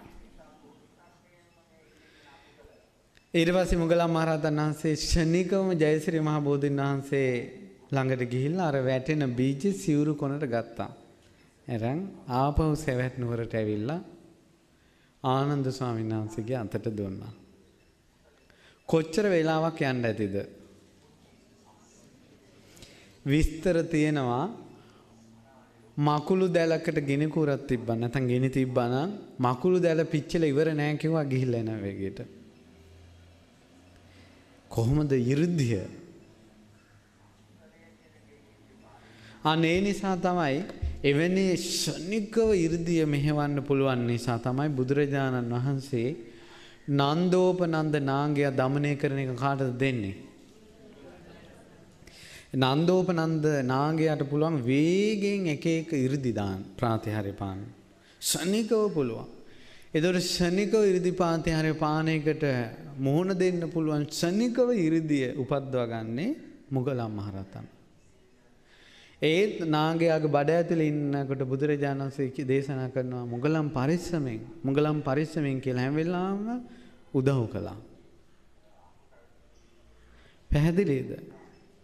නන්දෝපනන්ද කියන නාගයා බුදු පුත්තේර නාරජුන් බුද්ධ පුත්‍ර ඒ මහා ස්ථවිර නාගයන් වහන්සේ නන්දෝපනන්ද නාගයා দমনය කළා. එහි විරුද්ධ ඇති මුගලන් මහරහතන් වහන්සේ තමයි බෝධි අංකුරේ වඩම්මන්නේ බීජේ. ඒ බීජේ වඩම්මලා ආනන්ද ස්වාමීන් වහන්සේ ද මිනිස්සු සාදුකාර දෙනවා පුන් කලස් දද්ද පන්ති වටේට තියලා තියෙනවා මල් අතුරලා තියෙනවා සුවඳ විහිදෙනවා කෝසල මහරජුරවන්ට දෙනවා රජතුමනි මේ බෝධීන් වහන්සේ මේ බෝධි අංකුරේ මේ පාත්‍රේ රෝපණය කරන්න කියලා. ඊට පස්සේ කොසල් රජුරවන්ට ඥානෙ තියෙනවද නැද්ද? නැල්ලු. ඔයාලට ඥානෙ තියෙනවා වගේ. කොසල් රජුරන් හොඳට ඥානෙ තියෙනවා. කොසල් රජුරෝ කල්පනා කළා මම මේ බෝධීන් වහන්සේ රෝපණය කළොත් ඉදිරියට එන මට තරහා සතුරු රජවරු මේක කොසල් රජුරෝ හැදුවේ කියලා මේක කපලා දාන්න බලෝ. දැන් මමයි මෙතන කෙරුමා මමයි කරන්න ඕනේ මමයි කියලා අර ඉස්සරහට එන කැමැත්ත තිබ්බනම් එයා හදනව නේද? ඇයි මමයි මේක හැදුවේ? හරියට දඟලනව නේද ඉස්සරහට යන්න? ඒ වාගේ අසනීපයක් තියෙනව නේද? ඒ අසනීපේ තියෙනකොට ඥානෙ නැහැ. දැන් රජුරවන්න ඥානෙ උපදිනකොට අසනීපේ සුවයි.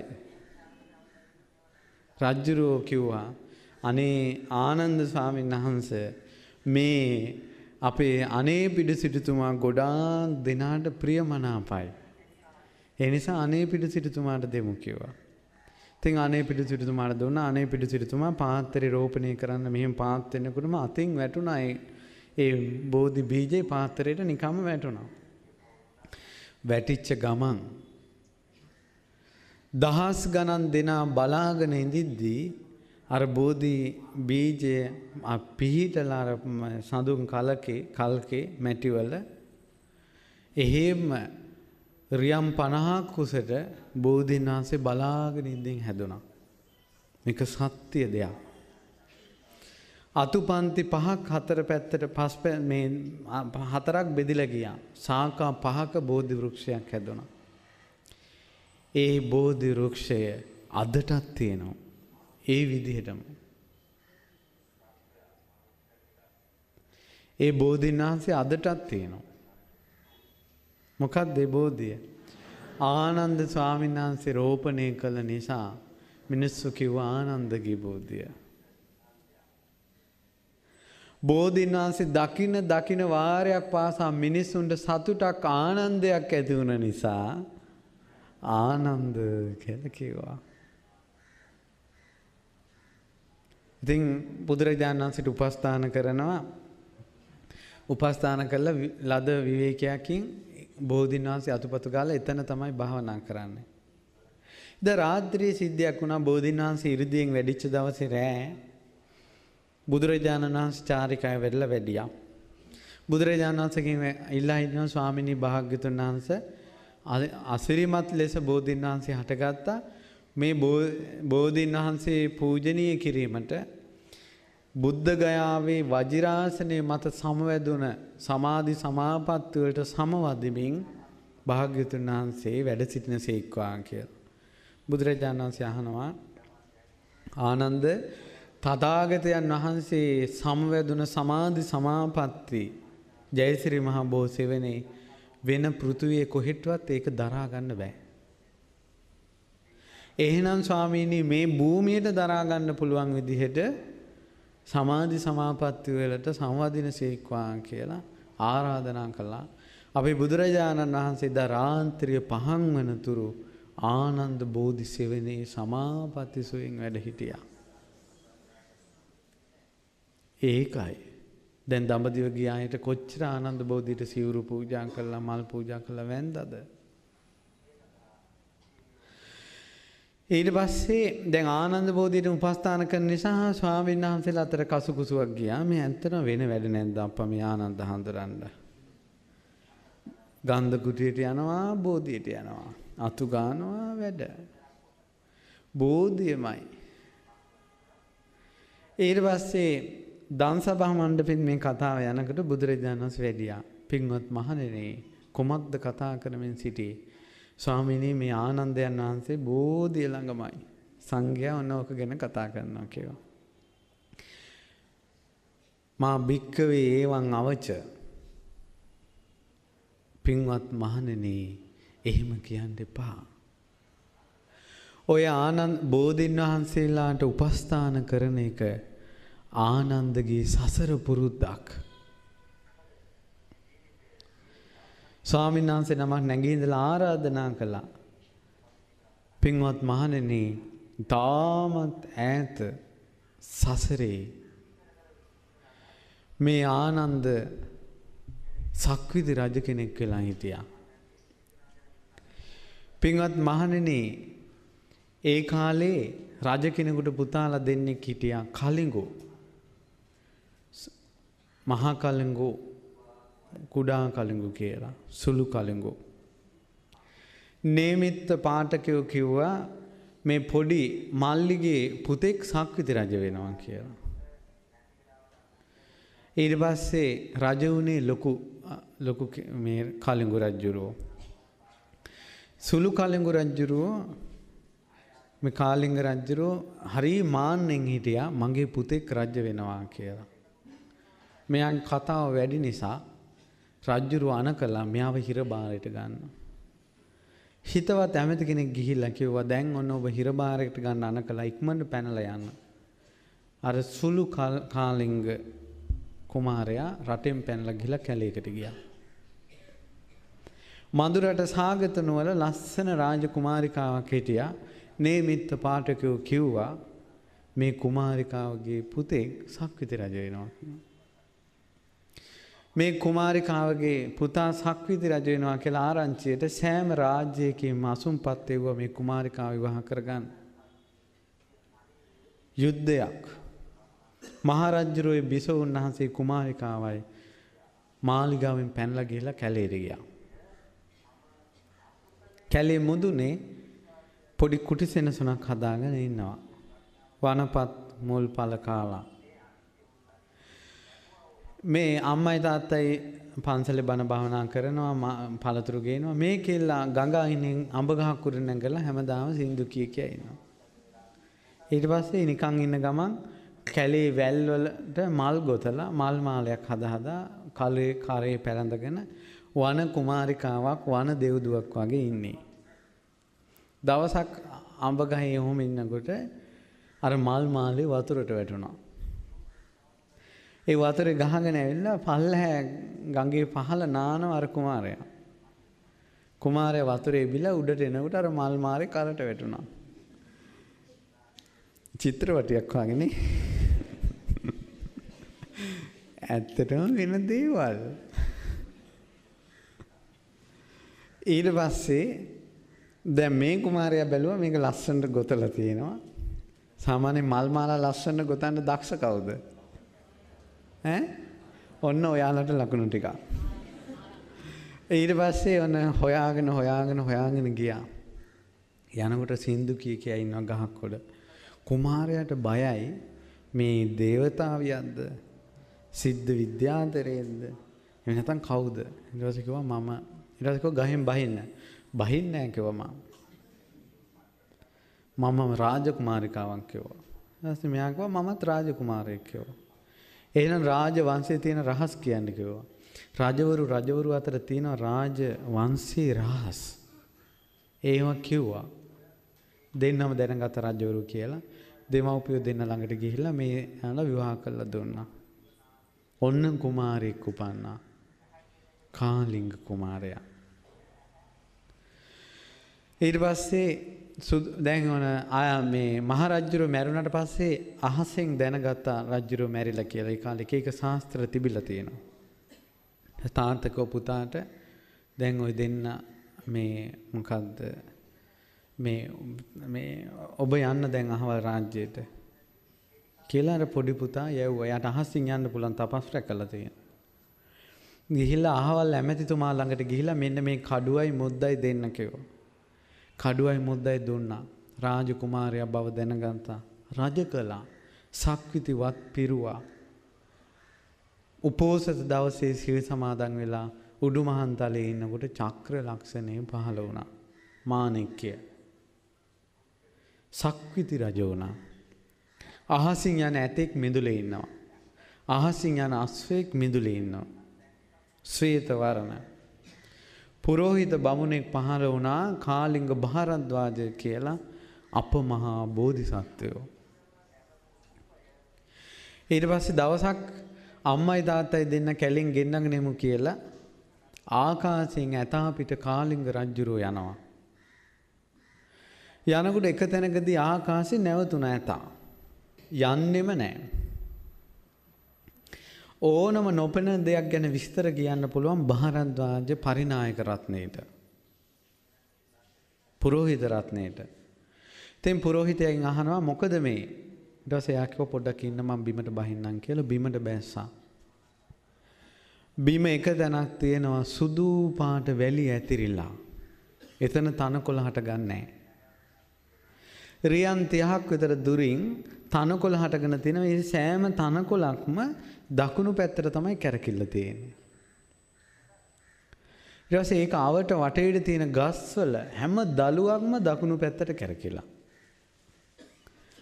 පරිනායක රත්නේ පුරෝහිත රත්නේ පුරෝහිතය කියනවා ස්වාමීනි රජතුමනි ඔබට ඔතනින් යන්න බෑ. මේ තමයි බුදුවරු බුද්ධත්වයට පත්වෙන බුද්ධ භූමිය. ඔන්න පින්වතුනි බුදුවරු නැති කාලයක ඒ භූමිය සුදු වැලි ඇතිරිලා තනකොළවත් හටගන්න නැතුව දක්ෂිනාවෘතෝ වටේ ගස් කැරකිලා ප්‍රදක්ෂිනා මුඛව තියෙන්නේ. අකනිටා බඹලව දක්වා බෙර ඇසක් වාගේ බෙර කඳක් වාගේ උඩට විමාන පහළ වෙන්නේ නැහැ දෙවිවරුන්ට ජයශ්‍රී මහ බෝධීන් වහන්සේ උඩ. දැන් ඔහොම දෙයක් තියෙද්දී කාන්තාවක් කිව්වොත් මට බෝධිය උඩ නගින්න ඕන කියලා දෙයිද? දෙවියන්ටවත් විමාන පහළ වෙන්නේ නැහැ. ශාක්‍ර බ්‍රහ්ම ආදී කාටවත් බෝධීන් වහන්සේගේ උඩින් යන්න බෑ. ඒක බෙර අර දෙවොල් බෙරයක් වගේ උඩට මෙහෙම සිලින්ඩරාකාරව ශක්තියක් උඩට විහිදිලා තියෙනවා. විශ්වාස කළේ නැහැ රජුරෝ. රජුරෝ නෑ බලමු කියලා ඇතාට අනකලා යන්න කියලා. යන්නේ නැහැ. හෙන්ඩුවෙන් යන්න යන්නේ. බලවත්ව හෙන්ඩුවෙන් යන්න ඇතා මැරුණා. අඩියක් ඉස්සරහට තියන්න බෑ. ඊට පස්සේ පුරෝහිත රත්නේ කියනවා රජතුමනි ඔබගේ හස්තියා මැරුණා වෙන ඇතෙක් අදිෂ්ඨාන කරන්න. ඊට පස්සේ වෙන ඇතෙක් අදිෂ්ඨාන කළා. ඇතා පිටින් බැස්සා. වන්දනා කළා බුද්ධ භූමියට. රන් රිදී මුතු මැණික් ඇතුරුවා. බොහෝ පුද සත්කාර කළා. බෝධීන් වහන්සේ ජීවිතේ පළවෙනි තැනට ගත්තයි භූමිය. බලන්න බෝධීන් වහන්සේ නමක් ඇත්තෙත් නැහැ. භූමිය පළවෙනි තැනට ගත්තා. දෙමව්පියෝ ගෙන්නන්න ඇවිල්ලා එතන රාජ්‍ය පිහිටවගෙන හරියට සත්කාර සම්මාන කළා. පින්වත් මහණෙනි ඒ කාලේ කාලිංග බෝධි කියලා රජ වෙලා හිටියේ මේ ආනන්ද. කාලේ ඒ රජුරන්ට උපදෙස් දුන්නේ මං කියවා. ඒ කාලේ ඉඳලා එන පුරුද්ද තමයි ඔය දිගටම යන්නේ. බෝධීන් වහන්සේලාට උපස්ථාන කරනවා. සසර පුරුදු. බුදුරජාණන් වහන්සේ පිරිනිවන් පෑවා. බෝධීන් වහන්සේට රජවරු වැප උපස්ථාන කළා. හරි ආදරෙන් උපස්ථාන කළේ ධර්මාශෝක රජුරෝ. මේදු මහරහතන් වහන්සේ ලංකාවට වැඩලා අනුලා බිසව ඇතුළු පිරිස මහාන වෙන්න ඕන කියනකොට බෝධීන් වහන්සේ සමග සංඝමිත්තාව වඩම්මන්න කියලා පණිවිඩය යවුවා අරිට්ඨ කුමාරයා. ඊට පස්සේ යාත් ගිහිල්ලා ධර්මාශෝක රජුරු ළඟ කියා හිටියා. ධර්මාශෝක රජුරු කියනවා සංඝමිත්‍රාවට පින්වත් මෑණියනි මාගේ එකම ප්‍රියමනාප පුත්‍රයා මහින්ද තෙරුන් වහන්සේ ලංකාවේ ඈත. මගේ මුණුබුරා සුමන ඒ සාමණේර තෙරුන් වහන්සේ ලංකාවේ ඈත. මගේ දරුවෙක් කියලා කසාවතක් දැකලා මං සතුටු වෙන්නේ ඔබ වහන්සේ දිහා බලලා. මෑණියනි ඔබ වහන්සේ ගියොත් මට දුක හිතෙයි. සංඝමිත්‍රාව රහත් තෙරණිය කියනවා රජතුමනි බොහෝ දෙනෙකුට යහපතක් වෙයි. ඒ යහපත මට සිද්ධ කරන්න පුළුවන් නිසා තමයි මාගේ සහෝදරයා මාව කැඳවන්නේ. ඒ නිසා හිත හදාගෙන ජයශ්‍රී මහ බෝධීන් වහන්සේ වඩම්මලා මාව ලංකාවට වඩම්මන්න. රජ්ජුරුවෝ 17 කල්පනා කරනවා බෝධීන් වහන්සේගේ ශාඛාවක් කොහොමද ගන්නේ කියලා. මහා තේර රහතන් වහන්සේ නමක් හිටියා. මොග්ගලී පුත්ත තිස්ස මහරහතන් වහන්සේ.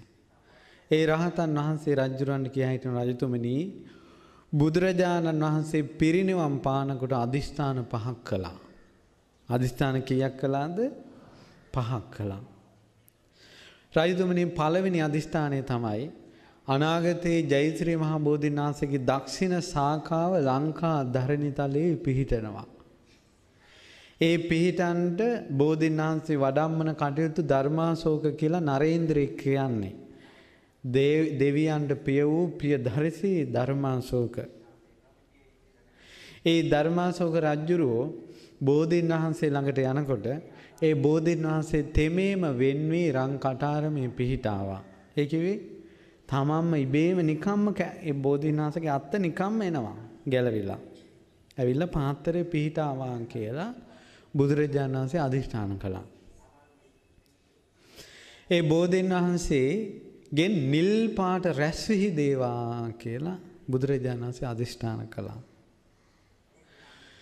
ඒ බෝධීන් වහන්සේ වලා ගැබ අතර දවස් 7ක් නොපෙනී තිබේවා කියලා බුදුරජාණන් වහන්සේ අදිෂ්ඨාන කළා. දැන් අදිෂ්ඨාන කීයද ඔක්කොම?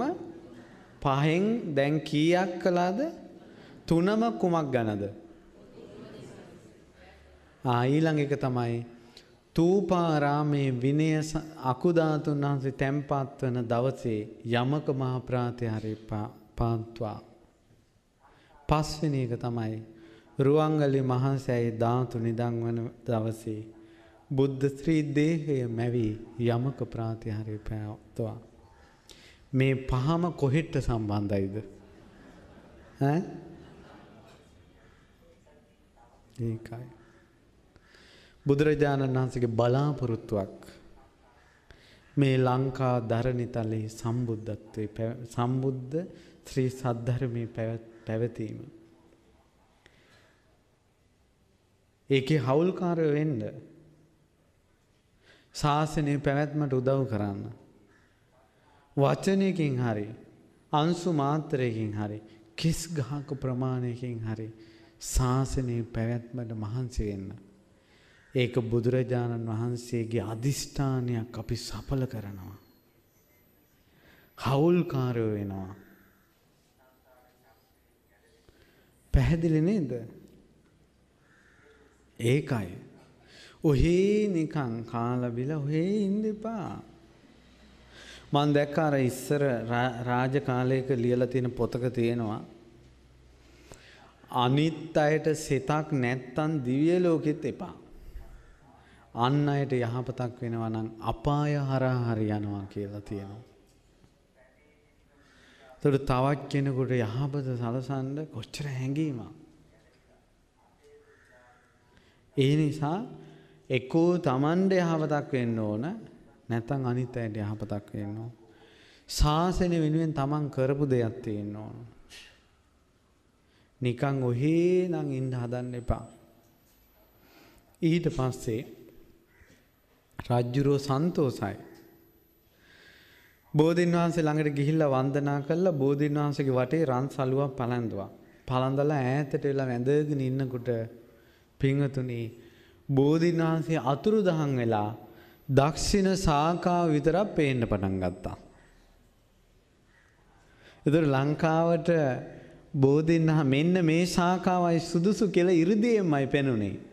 රජ්ජුරුව නෙවෙයි තීරණය කළේ. සියලු බෝධි අතුරුදහන් වෙලා දක්ෂිණ ශාඛාව විතරක් පේන්න පටන් ගත්තා. රජතුමා සාදුකාර දුන්නා. කඳුළු සලසලා සාදුකාර පවත්තලා බෝධීන් වහන්සේගේ ශාඛාව තියෙන තැනට රත්තරන් ඉනිමඟක් හැදුවා. මිනිමුතු අතුරලා ඒ ශාඛාව ළඟටම යනකොට පුංචි ළමෙක් එනවා වෙස්මාරු කරගෙන විස්කම් දෙව්පුතු පාත්‍රයක් හදනවා. රජතුමනි මං බෝධීන් වහන්සේ වඩා හින්දාන්ට භාජනයක් හදන්න කිව්වා. රත්තරම් පිටක් අරන් මෙහෙම කරකවනවා. කරකවල මැදට අත දාපු ගමන් නිකම්ම පාත්‍රයක් හැදුණා. සිදුරු තියෙනවා. විස්කන්දේව් රජුරෝ මවපු රම් පාත්‍රය අනුරාධපුර උඩමාළුවේ අදටත් තියෙනවා. ඊට පස්සේ රජතුමා රත්තරන් නූලක් අරන් ඒ නූල ගැට ගැහුවා අර දක්ෂිණ ශාංකාවේ පේන අවසාන තැන. ඊට පස්සේ රන් සිරියල් වලින් රේඛා 9ක් ඇඳා අඟල් 3න් 3ට බෝධිය එතන ඉඳලා. ගෞතම බුද්ධ ශාසනයේ ශ්‍රී ලංකා ධරණිතලයේ පිහිටනවා නම් මේ බෝධීන් වහන්සේ ශ්‍රී ලංකාව වෙනුවෙන්ම වෙන් වෙච්ච එකක් නම් ලංකා ධරණිතලේ මගේ ශ්‍රද්ධාව සත්‍ය නම් බෝධීන් වහන්සේ තෙමේම වෙන් වේවා කියනකොට බෝධීන් වහන්සේ ශාඛාව වෙන් වුණා. රැස් විහිදෙනවා නිල් පාට. තේරුණානේ? රැස් විහිදෙනවා. රැස් විහිදලා ඒ බෝධීන් වහන්සේ රං කටාරමේ පිහිටනවා. පිහිටලා අර මුල් රේඛා 9ක් ඇඳා නේද? පළවෙනියට මැදපු රේඛාවෙන් දිග මුල් ආවා. ඊළඟට ඊට අඩුවෙන්. එහෙම මුල් අඩුවෙන් ඇවිල්ලා 9 වෙනි එකෙන් කිරි මුල් ආවා. පාත්‍රේ පිහිටියා. ධර්මාශෝක රජුරෝ දඹදිව ධරණී තලය මිහි තලය මුළු ජම්බු දීපේම 3 වතාවක් පූජා කරනවා. කාටද? අනුරාධපුර උඩමාළුවේ වැඩ ඉන්න බෝධීන් වහන්සේ දඹදිව භූමියේ රජ්ජුරුව පවරලා දීලා තියෙන්නේ.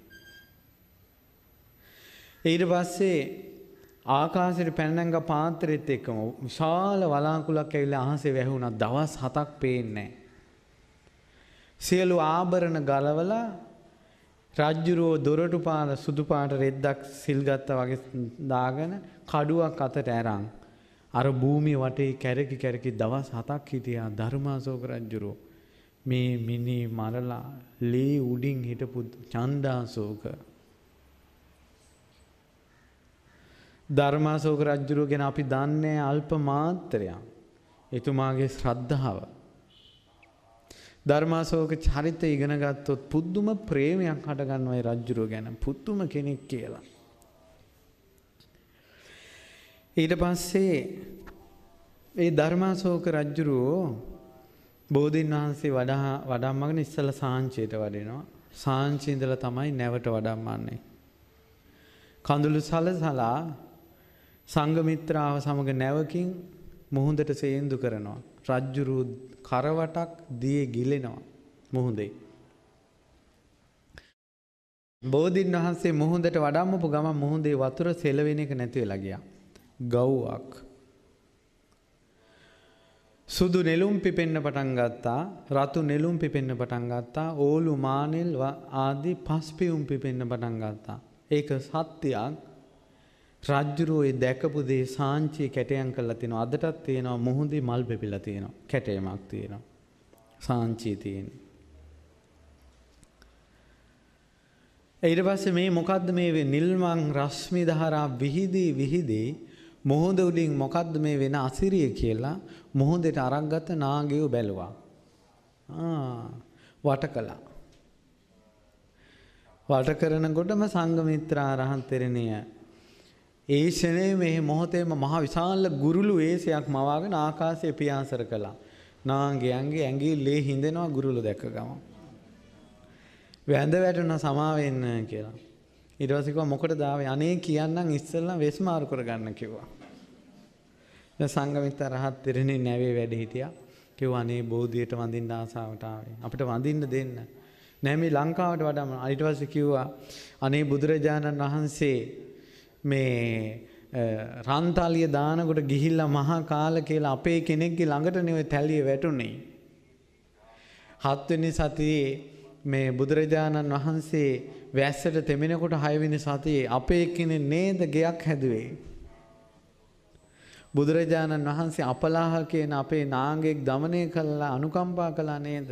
නන්දෝපනන්ද দমনය කළා අනුකම්පා කළා නේද? ඇයි අපිට ශ්‍රද්ධාව නැද්ද? අපි බුදුරජාණන් වහන්සේගේ ශ්‍රාවකයෝ නෙවෙයිද කියලා ಗುಣ කියන්න පටන් ගත්තා. සංඝමිත්‍රා රහත් තෙරණිකෝ එහෙනම් වඩම්මන්න. හැබැයි මතක තියාගන්න හංගන්න හිතන්න නම් එපා. බෝධීන් වහන්සේ තුන් ලෝකේ කොතන හරි හැංගුවොත් ඒ හංගපු තැන මේ සංඝ මිත්‍රාවට පේන්නේ නැහැ කියලා එකක් නැහැ. ඒසත් සෙල්ලම් දාන්න එපා කියලා බෝධීන් වහන්සේ දුන්නා. නාලෝ සතියක් පිදුවා. බෝධීන් වහන්සේ දැන් නැව තනියෙන් යනවා.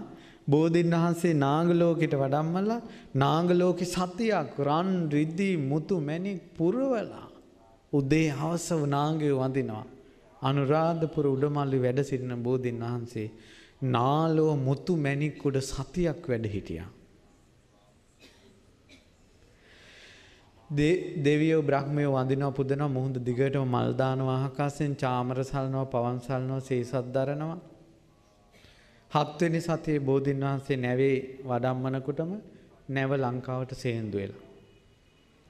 මේ වෙන සියලුම දේවල් මිහිඳු මහරහතන් වහන්සේ දඹකොළ පටුනේ අහසේ පේන්න ඉරිදියක් කරලා තිබුණා. දැන් ඒකත් ප්‍රොජෙක්ටරේ දැම්මා වගේ අහසේ ඔක්කොම පේනවා. නාග වෙනවා, ගුරුළු මැවෙනවා. රජුරවන්න පුදුම සතුටි.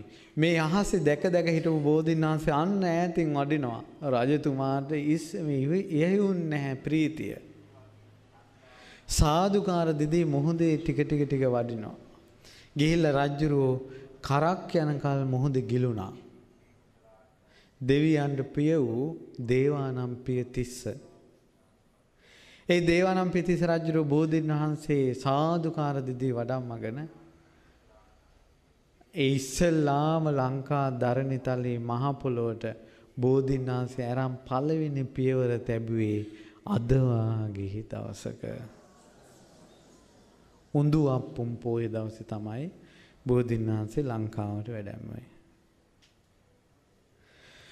ඊට පස්සේ බෝධීන් වහන්සේ හරසර කළා පූජෝපහාර කරලා අනුරාධපුරයට වඩම්මනකොට මාස 6ක් ගිහිල්ලා වෙසක් පොය දවසේ තමයි අනුරාධපුරයට වැඩමවේ. මාස 6ක් පූජෝපහාර කළා තියෙනවා මඟ දෙපස. අනුරාධපුර උඩමළුවේ රෝපණය කරන්න සූදානම් කරලා දේවානම්පිය තිස්ස රජුරෝ බෝධීන් වහන්සේ වඩම්මනකොට අහසෙන් ගිහිල්ලා සුදුසු තැන පිහිටියා. ඇයි මීට කලින් කකුසඳ කෝණාගමන කාශ්‍යප ගෞතම කියන ඒ බුදුරජාණන් වහන්සේලා 4 නමගම බෝධිය පිහිටන තැනනේ. ඒ නිසා ගෞතම බුදුරජාණන් වහන්සේගේ බෝධිය එතන පිහිටියා. මුල් එහෙම පාත්‍රයෙන් පිටට ඇවිල්ලා විහිරිලා ගියා. විශාල වලාකුලක් ඇවිල්ලා බෝධිය පේන්නේ නැතුව ගියා. දෙවියන් ප්‍රිය වූ තිස්ස දේවානම්පිය තිස්ස රජුරෝ දවස් 3ක් සුදු පාට වස්ත්‍රය ඇඳලා රාජ්‍ය ආභරණ බෝධීන් වහන්සේ ළඟ තියලා කඩුවක් අරන් බෝධිය වටේ සක්මන් කරලා තිනවා. දවස් 3ක් රටේ රජුරෝ කොහොම ශ්‍රද්ධාවක්ද අපිට හිතෙන්නේවත් නැහැ. හැබැයි හිතෙන්නේ නැහැ කියලා කතාවක් නැහැ. දැන් මට මතකයි අපිට ළමයි කීප දෙනෙක් මුණ ගැහුණා.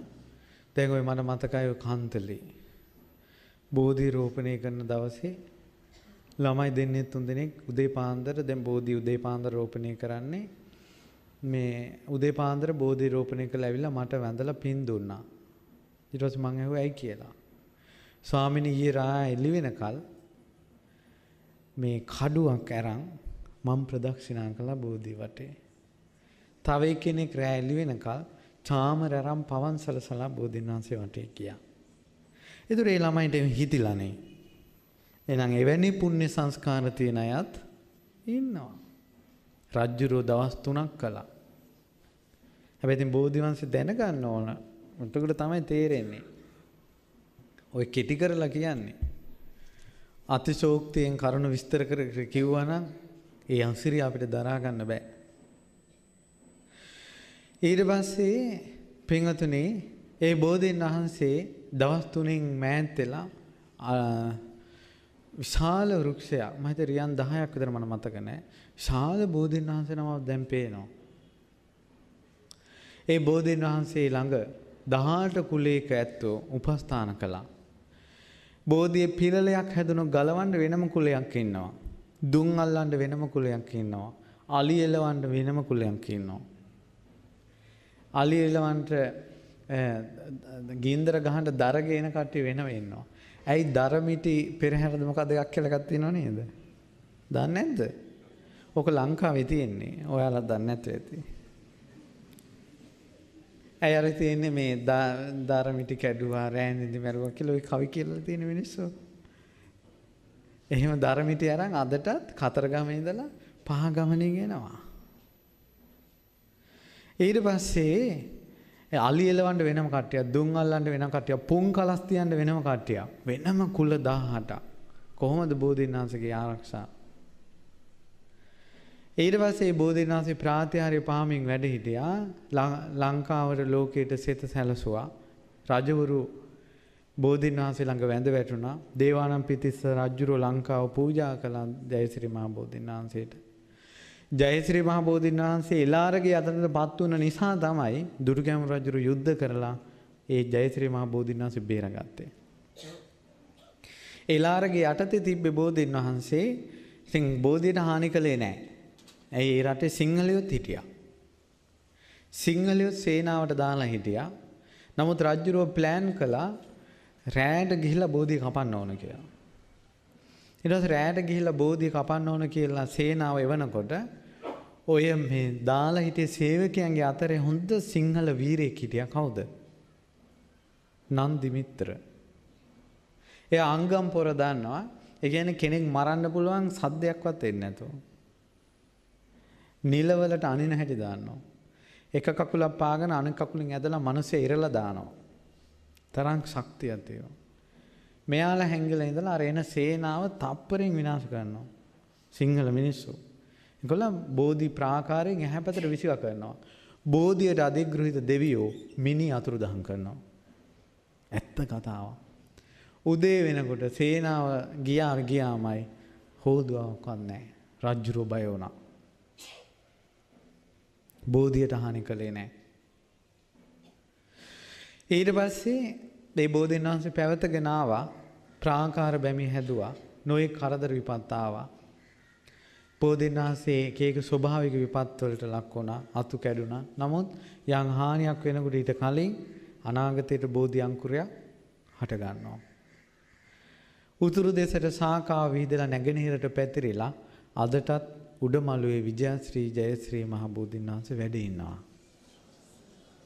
ඕන කෙනෙකුට දැක බලා ගන්න පුළුවන්. ලංකා ධරණිතලයේ පූජා කරලා තියෙන නිසා පැරණි පොත්වල තියෙනවා ලැබෙන අස්වැන්නේ අග්‍ර භාගයෙන් කිරිහාර බෝධින්වහන්සේට පූජා කළේ නැත්නම් පවක් කියලා. ඉස්සර මිනිස්සු බෝධියට සක්කාර කළා. දුක් දුරු වෙනවා. ලෙඩ දුක් දුරු වෙනවා. යහපත සැලසෙනවා. කොයි තරම් සැප සැලසුණාද? බෝධින්වහන්සේලාට බාරහාර වෙලා කොයි තරම් මේ මව්වරු දරුවම් පැතුවාද? අනුරාධපුර බෝධින්වහන්සේ මේ ඉන්දියාවේ බෝධින්වහන්සේ අතුරුදහන් වුණා. තිස්සා රක්කිතා කියලා අසත්පුරුෂ ස්ත්‍රියාවක් ධර්මාශෝක රජුණන්ගේ බිරිඳ බෝධින්වහන්සේ මඩුකටු ගාලා විනාශ කළා. ආය බෝධිය හැදුනා. රජුරු ඒ දුකෙන්ම මැරුණේ. ධර්මාශෝක රජුරු ලෙඩ වුණේ බෝධිය මැරිච්ච දුකෙන්. සසංග කියලා රජ කෙනෙක් පස්සේ ආවා. එයත් සම්පූර්ණයෙන් ගලවුවා. ධර්මාශෝක රජුණන්ගේ මුණුබුරෙක් ආයේ සත්‍යක්‍රියා කළ බෝධින්වහන්සේ හටගත්තා. ඕම ආක්‍රමණ වලින් ගැලවිලා දැන් ඉන්දියාවේ තියෙන්නේ බෝධින්වහන්සේගේ මුල් වලින් පැලවිච්ච පරම්පරා කිහිපයක බෝධින්වහන්සේ නමක්. විජයශ්‍රී ජයශ්‍රී බුදු වෙන මොහොතේ බුද්ධ අසිරිය දුටු බෝධින්වහන්සේ කොහෙද වැඩ ඉන්නේ? අනුරාධපුර උඩමළුවේ. විජයශ්‍රී ජයශ්‍රී මහා බෝධින්වහන්සේට নমස්කාර වේවා.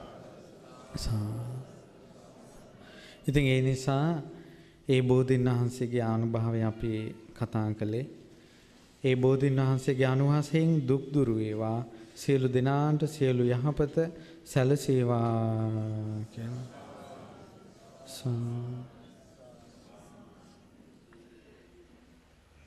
බෝධින්වහන්සේට වන්දනා කරමු. සාදු සාදු නිල්වං පත්සැලීමෙන්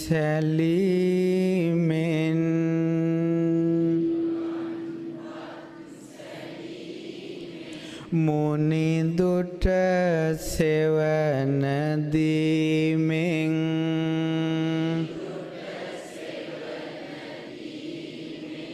තිලොව දිනන මොහොතේ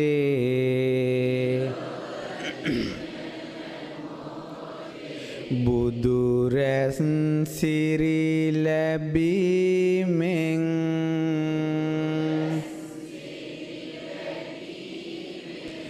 දිවමං මුනිදු වැනි වූ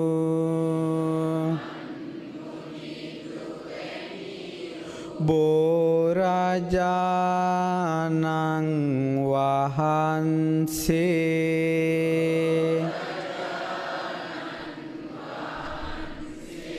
සිහිකොට බැති සිතින් මං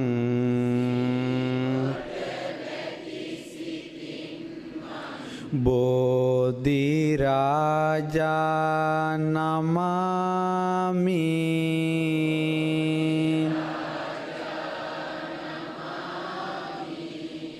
සාදු සාදු සියලු දෙනාට උතුම් ජය ශ්‍රී මහා බෝධීන් වහන්සේගේ පිහිට සැලසේවා.